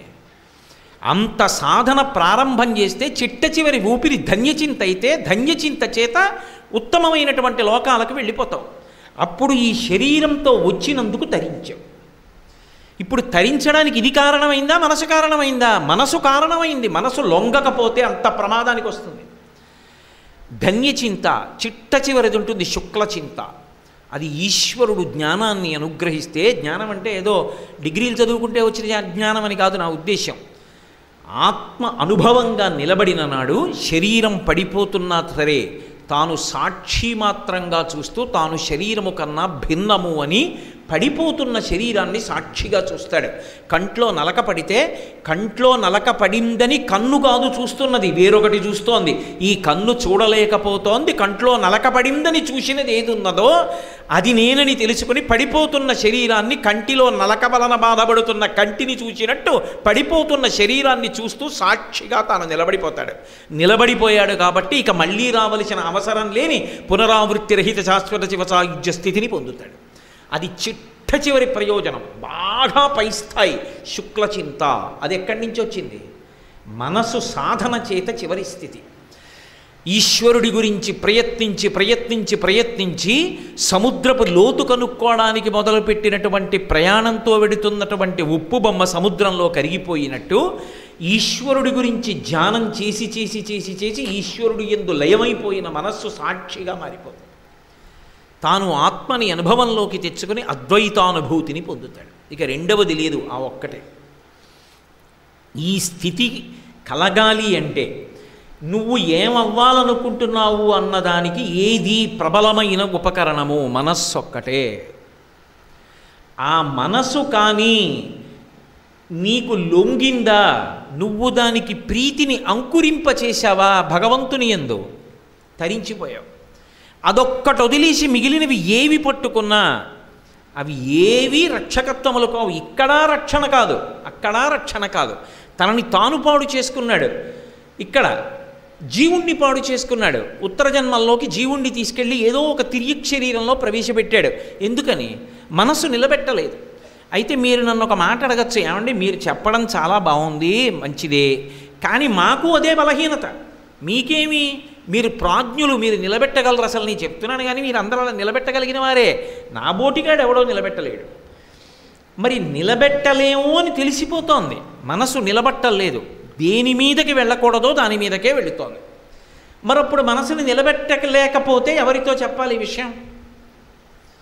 అంటే మనసు నేను నిలబెట్టలేకపోతున్నానని తెలుసుకోవడం మనసు మీద ప్రథమ విజయం. ఈ మాట బాగా గుర్తుపెట్టుకోవాల్సిన మీరే. నా మనసు ఈశ్వరుడి మీద నిలబట్టలేదు. నా మనసుకి నిష్పక్షపాతంగా తెలిసిపోతుందండి ఎవరికి వాళ్ళకి. నాకు వీటి మీద లేదు ప్రీతి, నా ప్రీతి వేరొక విషయం మీద ఉంది, నాకు ఇంకొకటి ఏదో ఇష్టం, ఇది కాదు నాకు నిజంగా ఇష్టం. నా మనస్సు దీన్ని ఇష్టపడదు. త్రికరణ శుద్ధిగా దాన్ని ప్రశ్న వేశారనుకోండి తెలిసిపోతుంది. అదే పనిగా చదువుతుంటాడు ఒక ఆయన. ఎందుకంటే చదివారు కదా, అయినా చదవడం సంతోషం. అంటే ఆయనకి అది ప్రీతి అంతే. ఇంకా అది చూశారు కదండి ఆ సినిమా, మళ్ళీ చూడడం సంతోషం ఒక్కొక్కడికి. ఏం లేవండి ఇవాళ వార్తలు, అయినా పేపర్ చదువుకోవడం సంతోషం ఒక్కొక్కడికి. భగవంతుణ్ణి పూజించకుండా ఉండలేక పూజించడం ఒకడికి ప్రీతి. ఇప్పుడు ఎవడు తరిస్తున్నాడు అంటే దేని యందు మనసు పెట్టాలో దాని యందు మనసు పెట్టినవాడు తరిస్తున్నాడు. అయితే నేను మీతో రెండు విషయాలు ప్రస్తావించాలి. ఒక విషయం ప్రారంభం చేశాను, మనసు అలా నిలబెట్టలేకపోతే ఎవరికి చెప్పాలి? మనసు నిలబెట్టలేకపోతున్నాను ఈశ్వరా, నా మనసు కదిలిపోతోందని ఎవరితో చెప్పాలంటే ఇచ్చిన ఈశ్వరుడికే చెప్పాలి. అదే శరణాగతి. శరణాగతి అన్న మాటకు అర్థం ఏమిటంటే త్రికరణ శుద్ధిగా భగవంతుడితో చెప్పుకోవాలి. ఈశ్వరా, నా మనసు నీ పాదముల యందు ఉండట్లేదు. సాధన చేశాక అసలు ఏ సాధన చేయకుండా వెళ్ళి అక్కడ కూర్చుని చెప్పేసి టీవీ చూస్తూ కూర్చుంటానంటే ఎలా ఉంటుంది మనసు? నువ్వు ప్రయత్నం చేసి నిలబడకపోతే అప్పుడు చెప్పాలి. ఈశ్వరా ఇది నిలబట్టలేదు, దూర్జటి వెళ్ళి చెప్పుకున్నాడు కాళహస్తీశ్వరుడితోటి. రోషీరోయదు కామినీ జనుల తారుణ్యోరు సౌఖ్యంబులన్ బాసీబాయద పుత్రమిత్రధన సంపద్భ్రాంతి వాంఛాలతల్ కోశీకోయదు నామనంబకట నీకున్ ప్రీతిగా సత్క్రియలు చేసి చేయదు దీని తుళ్ళన చవే శ్రీకాళహస్తీశ్వర అన్నాడు. ఈశ్వర ఏమి సుఖం ఇది అంటుంది ఇవాళ. ఆయన అయితే వేశ్యల వరకు మాట్లాడాడు, కానీ 2 రోజులు వైరాగ్యం, తర్వాత మళ్ళీ ప్రీతి అంకురిస్తోంది. రోషీరోయదు కామినీ జనుల తారుణ్యోరు సౌఖ్యంబులన్ బాసీబాయదు పుత్రమిత్రధన సంపద్భ్రాంతి వాంఛాలతల్ కోశీకోయదు. ఏం బిడ్డల్లేవయా అంటుంది ఇవాళ, రేపు మళ్ళీ కొడుకు కోసం తాపత్రయం. ఏమిది ఈ ఉద్యోగం ఏమిటి, ఎన్నాళ్ళు రా, ఇంకా పిల్లలు ఇద్దరు శుభ్రంగా వృద్ధిలోకి వచ్చేసారు, ఇంకా ఏమిటి ఈ తాపత్రయం, ఎప్పుడు చదువుతా మహాభారతం 18 పర్వాలు, ఎప్పుడు చదువుతా రామాయణం, ఓ 2 వారాల్లో రామాయణం అంతా అదే పనిగా దీక్షగా ఎప్పుడు చదువుతాను, ఇంకా ఎప్పుడో 60 ఏళ్ళు వచ్చే వరకు రిటైర్ అవ్వకుండా అందులోనే కూర్చుని అవసరాలన్నీ తీరిపోయినా కూడా తర్వాత కూడా ఇంకా ఎవడన్నా ఇస్తాడా అని వాడి వెంట తిరుగుతూ ఎన్నాళ్ళు రా ఇది, చాలు అవసరాలు తీరిపోయాయిగా, ఒంటిపూట భోజనం, ఓ పూట పలహారం భూషయనం చాలు మనకి, వదిలిపెట్టేద్దాం అంటుంది ఏమిటి. అలా ఏమందు, ఇన్ని ఉపన్యాసాలు చెప్పి నేనే ఇంకా పదవీ విరమణ పొందలేదుగా అలా అయితే. కాబట్టి రోషీరోయదు కామినీ జనుల తారుణ్యోరు సౌఖ్యంబులన్ బాసీబాయదు పుత్రమిత్రధన సంపద్భ్రాంతి వాంఛాలతల్ కోశీకోయదు నామనంబకట నీకున్ ప్రీతిగా సత్క్రియలు చేసి చేయదు.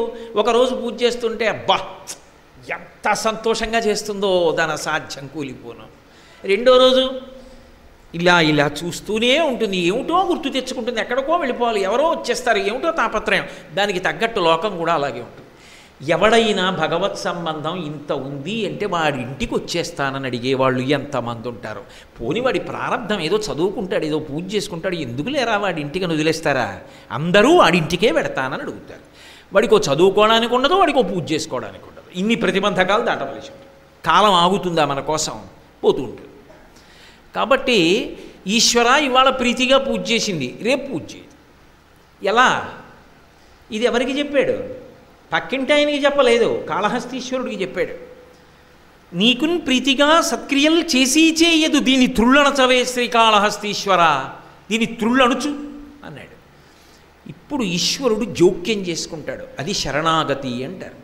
నేను నా బలహీనత చెప్పేశాను అనుకోండి ఈశ్వరుడితోటి, ఈశ్వర నా మనసు నిలబట్టలేదు, అది ఇదిగో ఫలానా చోట తిరుగుతోంది. కనీసం ఆయన దగ్గర కూడా, ఇప్పుడు వైద్యుడి దగ్గరికి వెళ్ళాం, వైద్యుడి దగ్గరికి వెళ్ళిన తర్వాత దాపరిక ఉంటే ఎలాగండి? నీకు ఏ అనారోగ్యం వచ్చిందో చెప్పాలి వైద్యుడికి, ఆయన దగ్గరికి వెళ్ళి సిగ్గుపడితే కుదరదు. అలా పరమేశ్వరుడి దగ్గరికి వెళ్ళి నీ జీవుడికి సంబంధించిన సమస్య ఆయనకి చెప్పకపోతే ఎలా?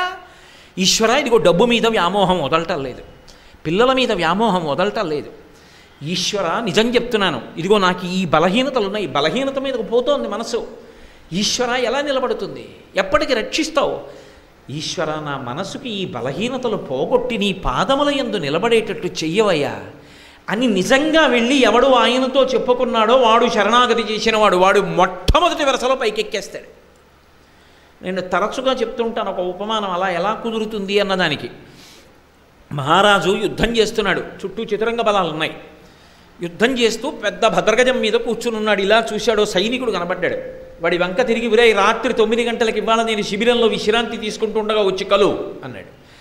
వాడన్నాడు, నేను సామాన్య సైనికుడిని, రాత్రి యుద్ధం అయిపోయి మీరు శిబిరంలో ఉండగా మరునాడు చెయ్యవలసినటువంటి యుద్ధానికి సంబంధించినటువంటి వ్యూహరచనలో మీకు సహకారం చేయడానికి మంత్రులు, దండనాథులు, సామంతులు, పెద్ద పెద్ద సైన్యాధిపతులు అందరూ వస్తారు, నన్నెవరు పంపిస్తారు లోపలికి అన్నాడు.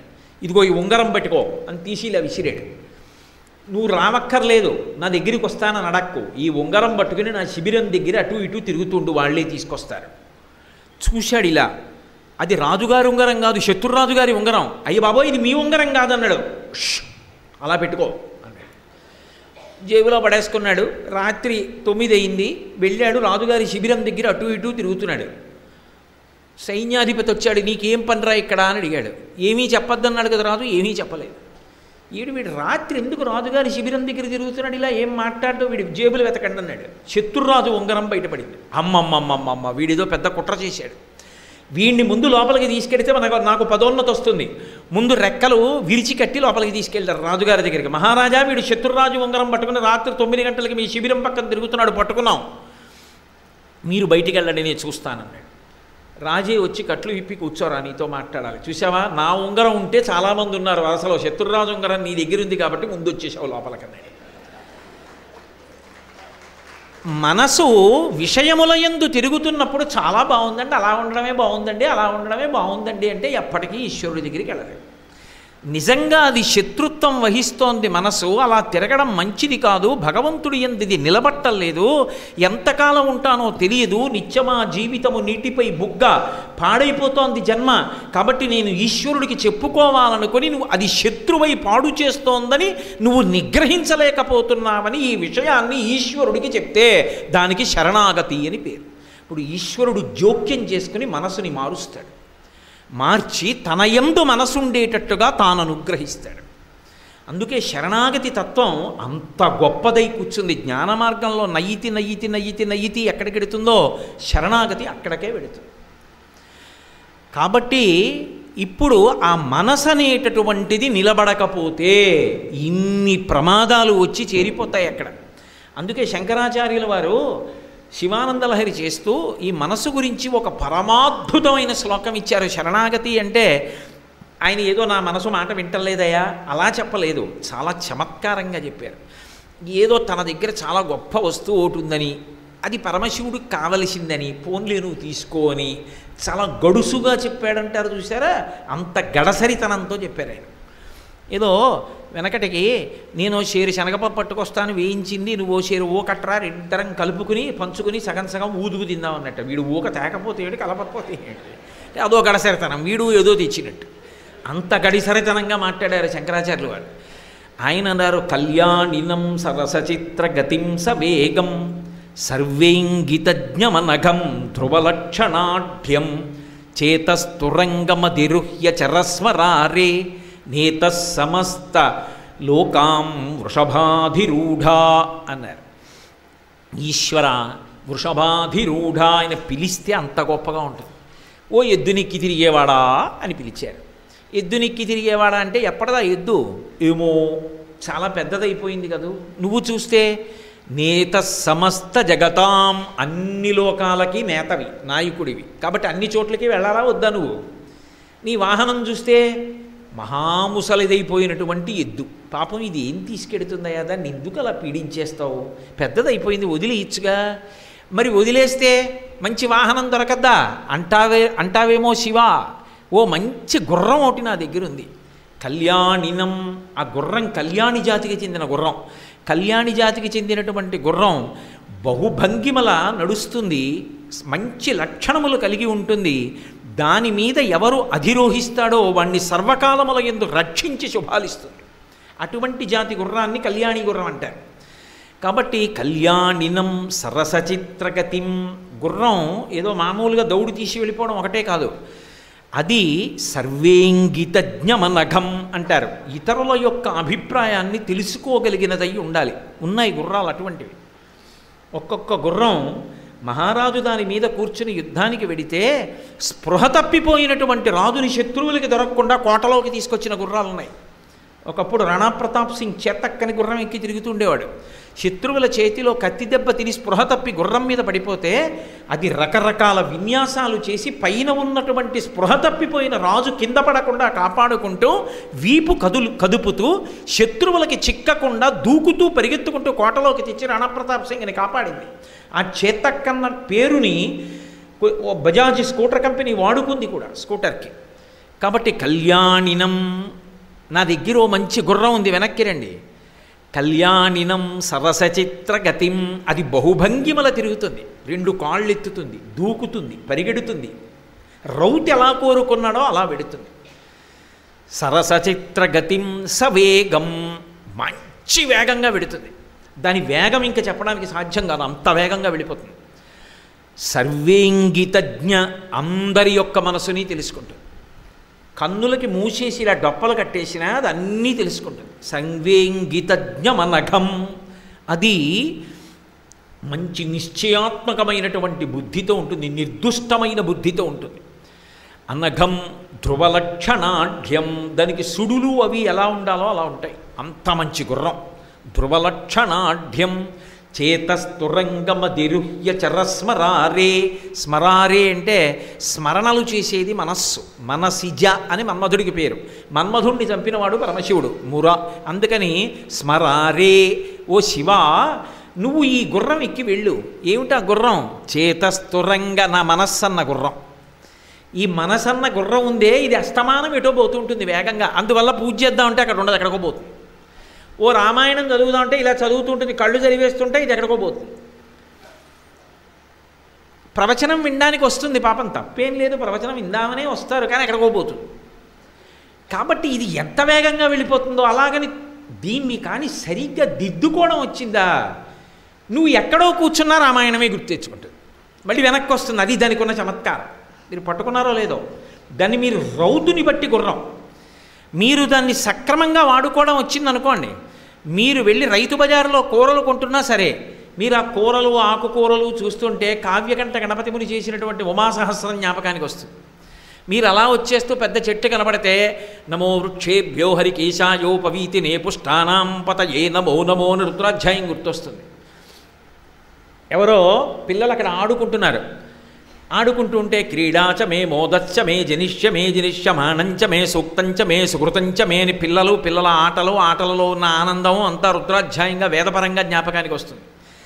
ఇంతలో మెరుపు మెరిసింది. ఆ మెరుపులో లక్ష్మీదేవి గుర్తొస్తుంది. సౌదామినితో కూడుకున్నటువంటి నల్లమేఘం నీలతో జద మధ్యస్థ విద్యుల్లేకే భువాస్వర లక్ష్మీనారాయణులు ఇలా కనపడతారనమాట అని వేదం గుర్తొస్తుంది. ఇప్పుడు నువ్వు వెళ్ళింది రైతు బజారికి, వస్తున్నది ఇంటికి, నీ మనసంతా ఈశ్వర దర్శనమే చేస్తావు. ఇందాక రామాయణం చదువుకుందాం అనుకుంటే ఎక్కడికో పోయింది, ఇప్పుడు రైతు బజారుకి వెడితే రామాయణమే పట్టుకుంటావు. ఒకసారి లొంగిందా దానంత గొప్పది లేదు, అది లొంగలేదా రౌతుని కింద పారేస్తుంది. లొంగ తీసుకోవడం అభ్యాసంలో, అందుకే అభ్యాసయోగేనతతో మామిచ్చాప్తుం ధనంజయ అంటాడు. అభ్యాసం ప్రారంభించు, రోజు గుడికెళ్ళు, రోజు ప్రదక్షిణాలు చేయి, రోజు రామాయణంలో సర్గ చదువు. మెల్లిమెల్లిగా దానికి ఉన్న లక్షణం ఏంటంటే ముందు వద్దంటుంది. ఇది ఎక్కడ పిచ్చి కూడా వాడు చెప్పడము బాగుంది, నువ్వు మొదలెట్టడము బాగుంది, వాడికి ఏం పోయిందో 5 రోజులు ఉపన్యాసాలు ఏదో మాధవరావు గారి కోసం మొదలెట్టాడు, అంతేగాని 7 రోజులు ఇవన్నీ నువ్వు ఇలా పట్టుకోకుస్మా అంటుంది. కానీ 4 రోజులు పోయిన తర్వాత అదే గుర్తు చేస్తుంది, రామాయణం ఒకటి చదవాలి కదా మనం, ఇది ఒకటి పెట్టావుగా అంటుంది. ఓ 15 రోజులు పోయిన తర్వాత ఒరే ఏమో అనుకున్నాం కానీ చాలా గొప్పగా వర్ణించారు, దీని తర్వాత ఎలా ఉంటుందో ఒకసారి చాలా చెట్లు అలా ఉంటాయా, అడవి అలా ఉంటుందా, చాలా బాగుంది ఏవో అనుకున్నాను కానీ రామాయణం ఒకసారి నువ్వు విను అని ఓ సర్గ చదివి వినిపించడం మొదలెట్టాడు. క్రమంగా ఓ 4 ఏళ్ళు పోయాక రామాయణం ప్రాణం అయిపోయింది. అప్రీతితో మొదలుపెట్టి ప్రీతికి తిరుగుతుంది, అది ఒకలా ఉండదు ఎప్పుడు. అందుకే అది మాట వినకపోతే ఎవరికి చెప్పాలి అంటే భగవంతుడికే చెప్పాలి. శరణాగతి 2. ఏమంటే మీరు భగవంతుణ్ణి పట్టుకో దానివల్ల తరిస్తావు రక్షణ వస్తుంది అంటున్నారు కదా, మరి భార్యని పట్టుకున్నా బిడ్డల్ని పట్టుకున్నా రక్షణ రావట్లా, భార్య వండి పెట్టట్లా, ప్రేమతో చూడట్లా, దానికి ఏమైనా స్వార్థం ఉందా? బిడ్డలకి స్వార్థం ఉందా? మా నాన్నగారు పాపం అలా 10 కాలాలు బాగుండాలైనా అని చెప్పి వాళ్ళు తాపత్రయపట్టాలా, నా పేరు మీద పూజలు పునస్కారాలు చేయించట్లా వాళ్ళు? మరి అటువంటిప్పుడు బావని పట్టుకుంటే మాత్రం వచ్చిన నష్టం ఏమిటంటే అంటారేమో. భగవంతుణ్ణి పట్టుకున్నప్పుడు భగవంతుని యందు కరిగిపోతుంది మనసు. మీరు పంచదార పట్టుకెళ్ళి రాతి మీద వేశారనుకోండి, కరుగుతుందా? కరిగిపోదు. పంచదార పట్టుకెళ్ళి నీళ్ళలో వేశారనుకోండి, కరిగిపోతుంది. భగవంతునికి ఉన్న లక్షణం ఏమిటంటే మీరు భగవంతుని యందు పెట్టుకున్న ప్రీతి చేత భగవంతుని యందే కరిగిపోతారు.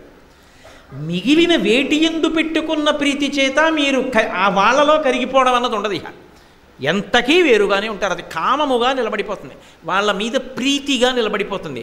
అది ఉద్ధరణ హేతువు కాదు, అవి శాశ్వత బంధములు కావు. కాబట్టి ఒక స్థితిలో ఏమైపోతాయంటే ఆ పిచ్చి ప్రీతి ఉత్తర జన్మల్ని పాడు చేస్తాయి. అందుకే అది ఈశ్వరానుగ్రహంగా మార్చుకుని పట్టుకున్నాడు అనుకోండి, తరించిపోతాడు. కాబట్టి శంకరాచార్యుల వారు ప్రార్థన చేసేటప్పుడు అవినయమపనయ విష్ణో అని వెంటనే ఈశ్వర నాకు ఇది కావాలి అని దమయ మనః, నాకు లొంగి ఉండేటట్టుగా నా మనసు నీ యందు నేను ఉంచగలిగినటువంటి ప్రజ్ఞని నాకు ఇయ్యి అని అడుగుతున్నారు. ఇప్పుడు నాకు ఒకటి చెప్పండి, ఇది అడిగిన తరువాత ఏది అడగాలి? ఏదీ అడగక్కర్లేదు. ఎందుకో తెలుసా? ఒకసారి భగవంతుణ్ణి మనసు పట్టుకుందనుకోండి, ఇక మిమ్మల్ని పట్టుకుని రక్షించడం ఈశ్వర కార్యం.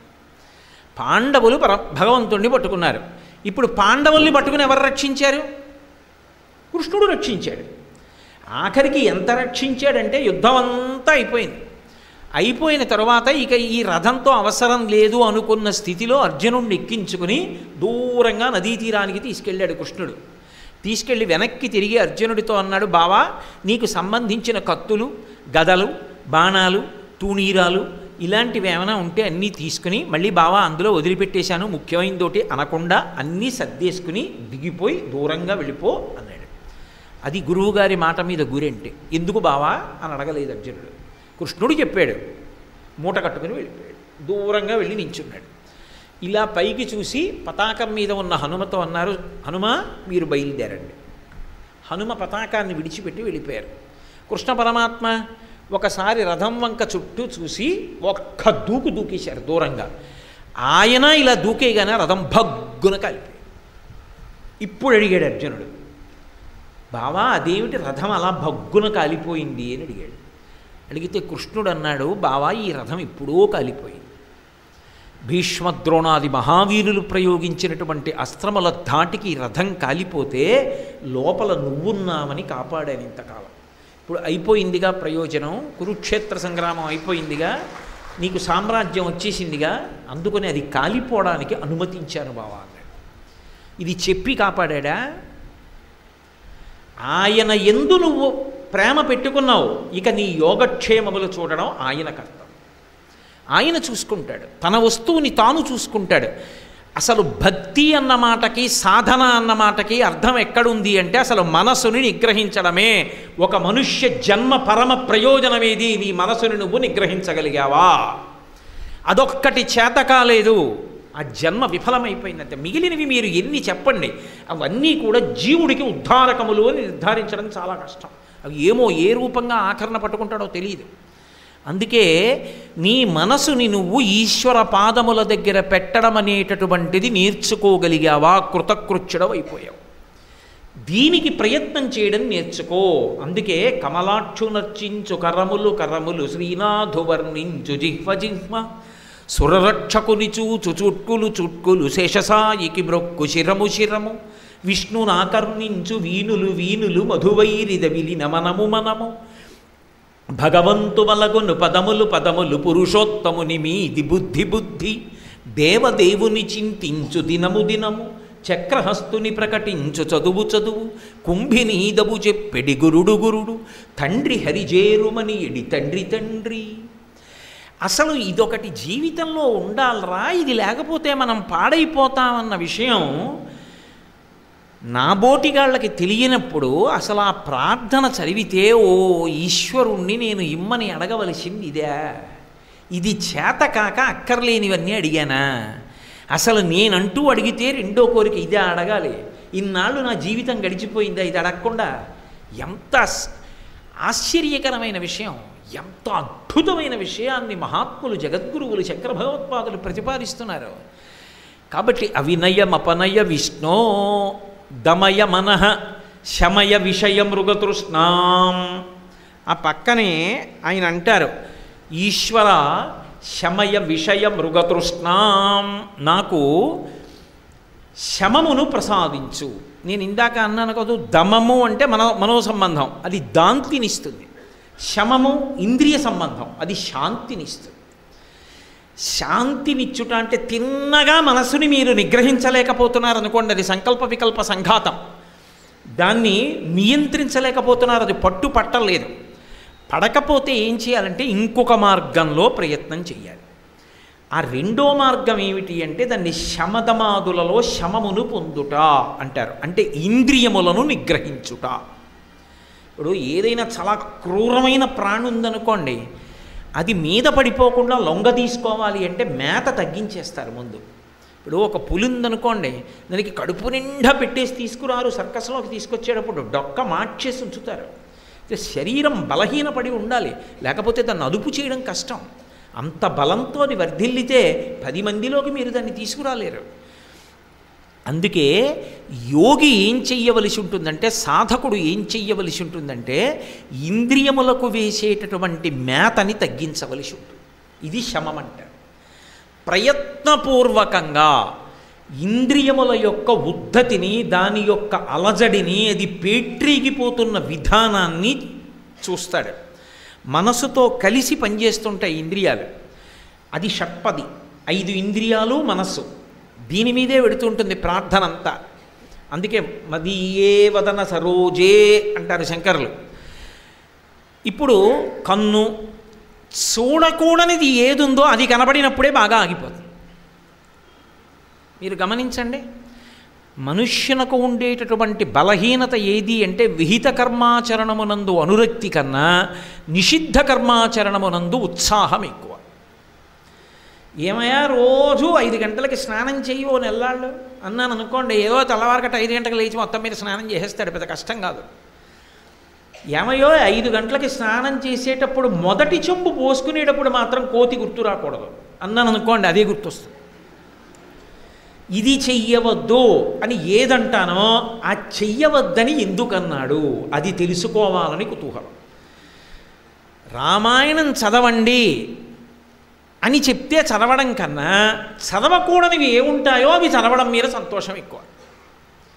ఎందుకంటే ఇది మనిషి మనసుకి ఉండేటటువంటి బలహీనత. ఆ కారణం చేత కన్ను తొందరగా ఎక్కడాగిపోతుందంటే ఏది చూడకూడనిది ఉన్నదో దాని దగ్గరే ఆగుతుంది. ఆగి లోపలికి చేరవేస్తుంది.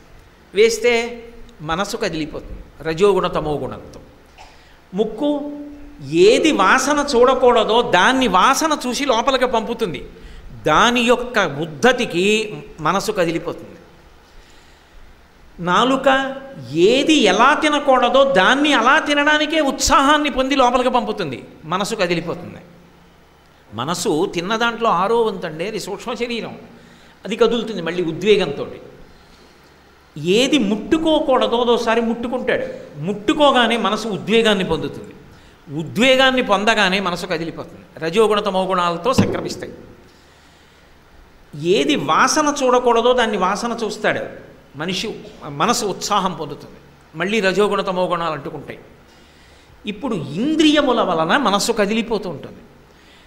ఇప్పుడు కదిలిపోతున్న మనస్సుని నువ్వు నిగ్రహించలేకపోతే మనసు నాకు దొరకట్లేదండి అది వెళ్ళిపోతోందండి అటు ఇటు అంటావా?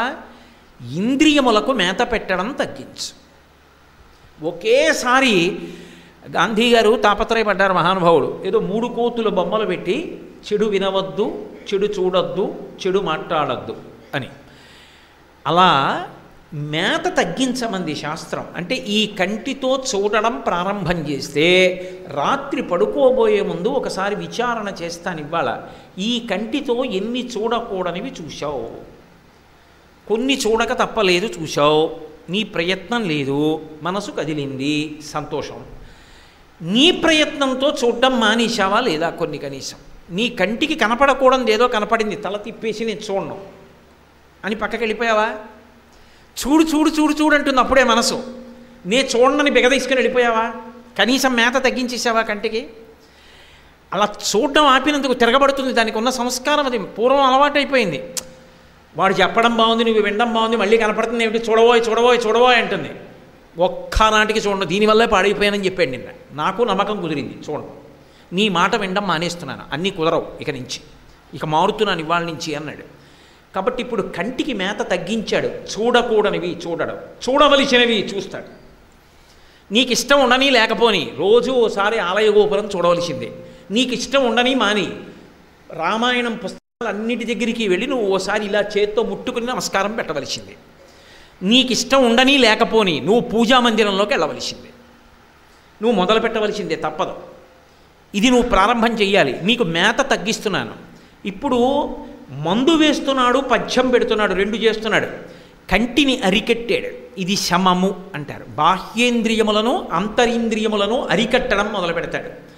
మేత తగ్గించడం అంటారు. ఇంతకుముందు ఏవేవేవో వింటుండేవాడు, ఇప్పుడు శాంతికారకములైనవే వింటాడు.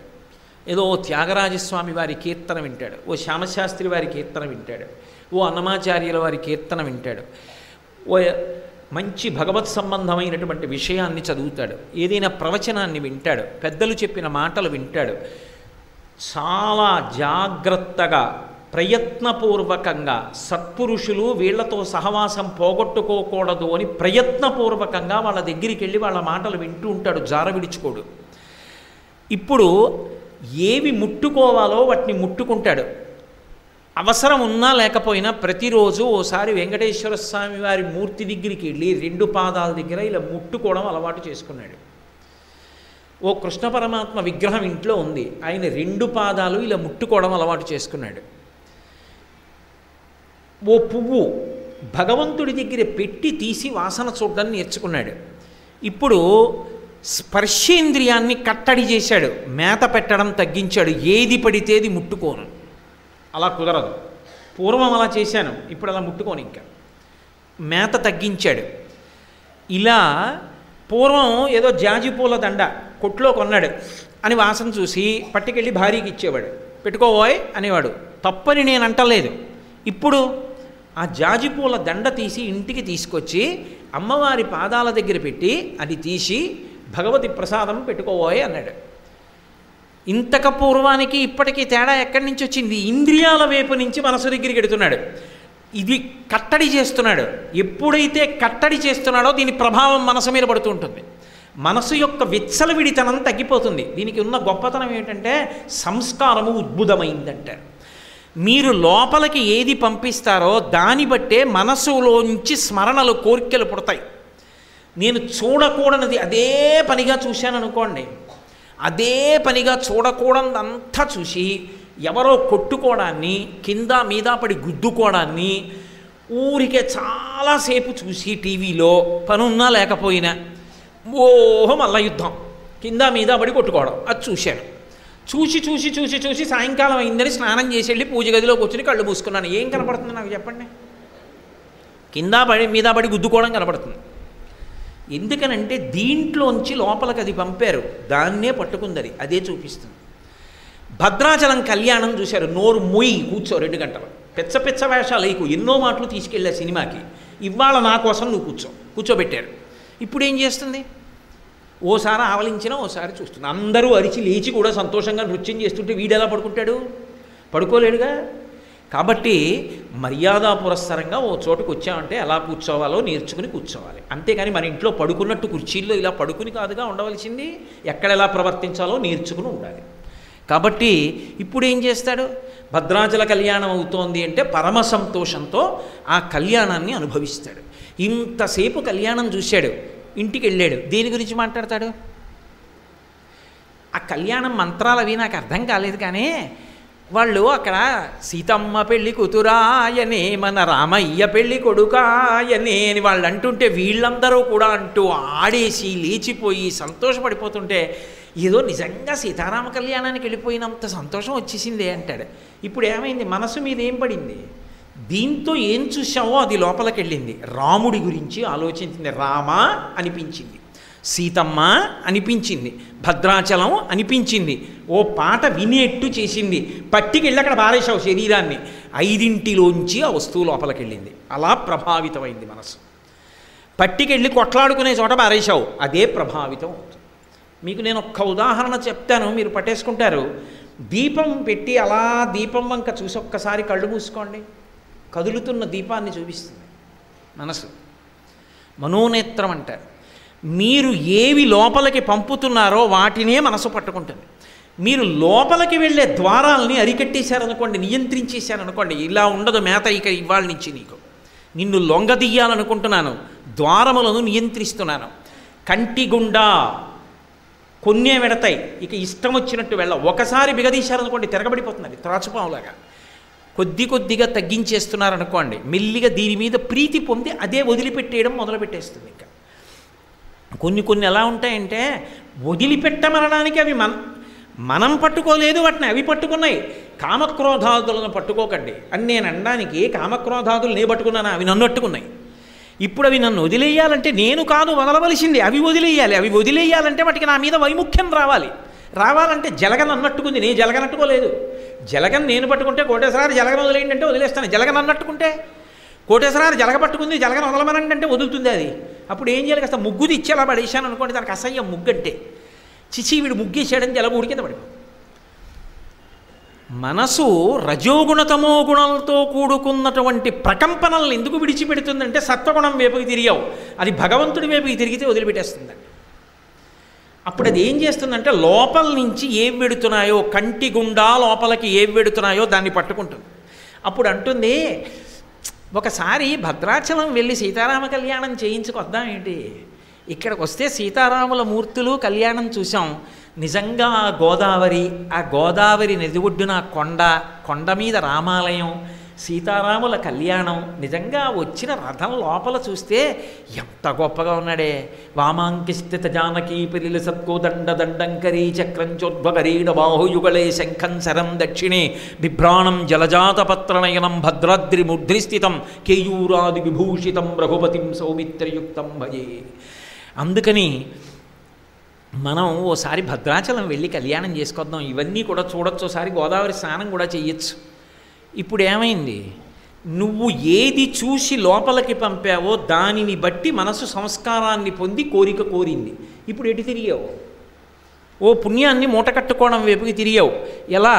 తిన్నగా మనసుని నియంత్రించలేకపోయావు. అప్పటికప్పుడు ఇవాళ విన్నంత మాత్రం చేత రాత్రికి మారదు. ఇంద్రియములన్న ద్వారాల్ని అరికట్టడం మొదలుపెట్టావు. మేత తగ్గించావు, ఆహారాన్ని మంచి ఆహారాన్ని లోపలికి పంపుతున్నావు. దాని చేత ప్రేరణ పొందుతుంది. అందుకే మనసు సంస్కారవంతము దేనివల్ల అవుతుంది అంటే దేని చేత ప్రభావితుడవుతున్నాడు అన్న దాన్ని బట్టి ఉంటుంది. ఇంగ్లీష్లో సామెత, tell me your friends, I will tell you what you are. నీ స్నేహితులు ఎవరో చెప్పు, నువ్వు ఎలాంటి వాడివో నేను చెప్తాను. నువ్వెవరితో కలిసి ఉంటావు, నువ్వేం చేస్తూ ఉంటావు, దేని మధ్య ఉంటావు, ఏం చూస్తావు, ఏం వింటావు, దీన్ని బట్టి నీ మనో సంస్కారము అర్థమైపోతుంది. అందుకే ఇంద్రియములను ప్రభావితం చేయడం, ఇంద్రియముల గుండా మంచి విషయాలు లోపలికి పంపడం, సాధన చెయ్యడాన్ని శమము అంటారు. అందుకే శంకరులు ఇంకొక మెట్టు చెప్పారు. ఈశ్వర, నా మనసుని ఉత్తర క్షణంలో నియంత్రించలేకపోతే నీకు ఇంకా 2000 జన్మలు పడుతుంది అంటావా? నా ప్రయత్నాన్ని త్వరితం చెయ్యడానికి కనీసం ఇంద్రియాల్ని అరికట్టడం నాకు అలవాటు చెయ్యి. అందుకని దమయమనః శమయ విషయ మృగతృష్ణాం అంతే అన్నారా శంకరాచార్యులు వారు? నేనన్నట్టు అనలేదు. విషయ మృగతృష్ణాం చాలా పెద్ద మాట వేసేశారు. అంత పెద్ద మాట ఇప్పుడు మొదలు పెడితే అవుతుందా? అందుకే రేపు 6:30కి కలుసుకున్నప్పుడు అసలు శంకరాచార్యులు వారు ఏమందాం అనుకుంటున్నారన్న దాని మీద మాట్లాడతారు. అయ్యి బాబోయ్, ఇంకా ఇవాళ ఏమైనట్టు? దమయమనః అదొకటే అయినట్టు, ఒకటో శ్లోకం. సరే, వారం రోజులు ఉంది, ఇంకా 2 రోజులేగా అయింది, 5 రోజులు ఉంది. ఒకసారి ఏ శ్లోకం చెప్పుకున్నామో ఆ ఒక్క శ్లోకం అని పూర్తి చేద్దాం. అవినయమపనయ విష్ణో దమయమనః శమయ విషయ మృగతృష్ణాం భూతదయాం విస్తారయ తారయ సంసారసాగరతః. మంగళాశాసనపరైః పదాచార్య పురోగమైః సర్వైశ్చ పూర్వైరాచార్యైః సత్కృతాయాస్తు మంగళం. మంగళం కోసలేంద్రాయ మహనీయ గుణాత్మనే చక్రవర్తి తనూజాయ సర్వభౌమాయ మంగళం. ఉమాకాంతాయ కాంతాయ కామితార్థప్రదాయినే శ్రీగిరీశాయ దేవాయ మలినాథాయ మంగళం. సర్వం శ్రీ ఉమామహేశ్వర పరబ్రహ్మార్పణమస్తు. స్వస్తి.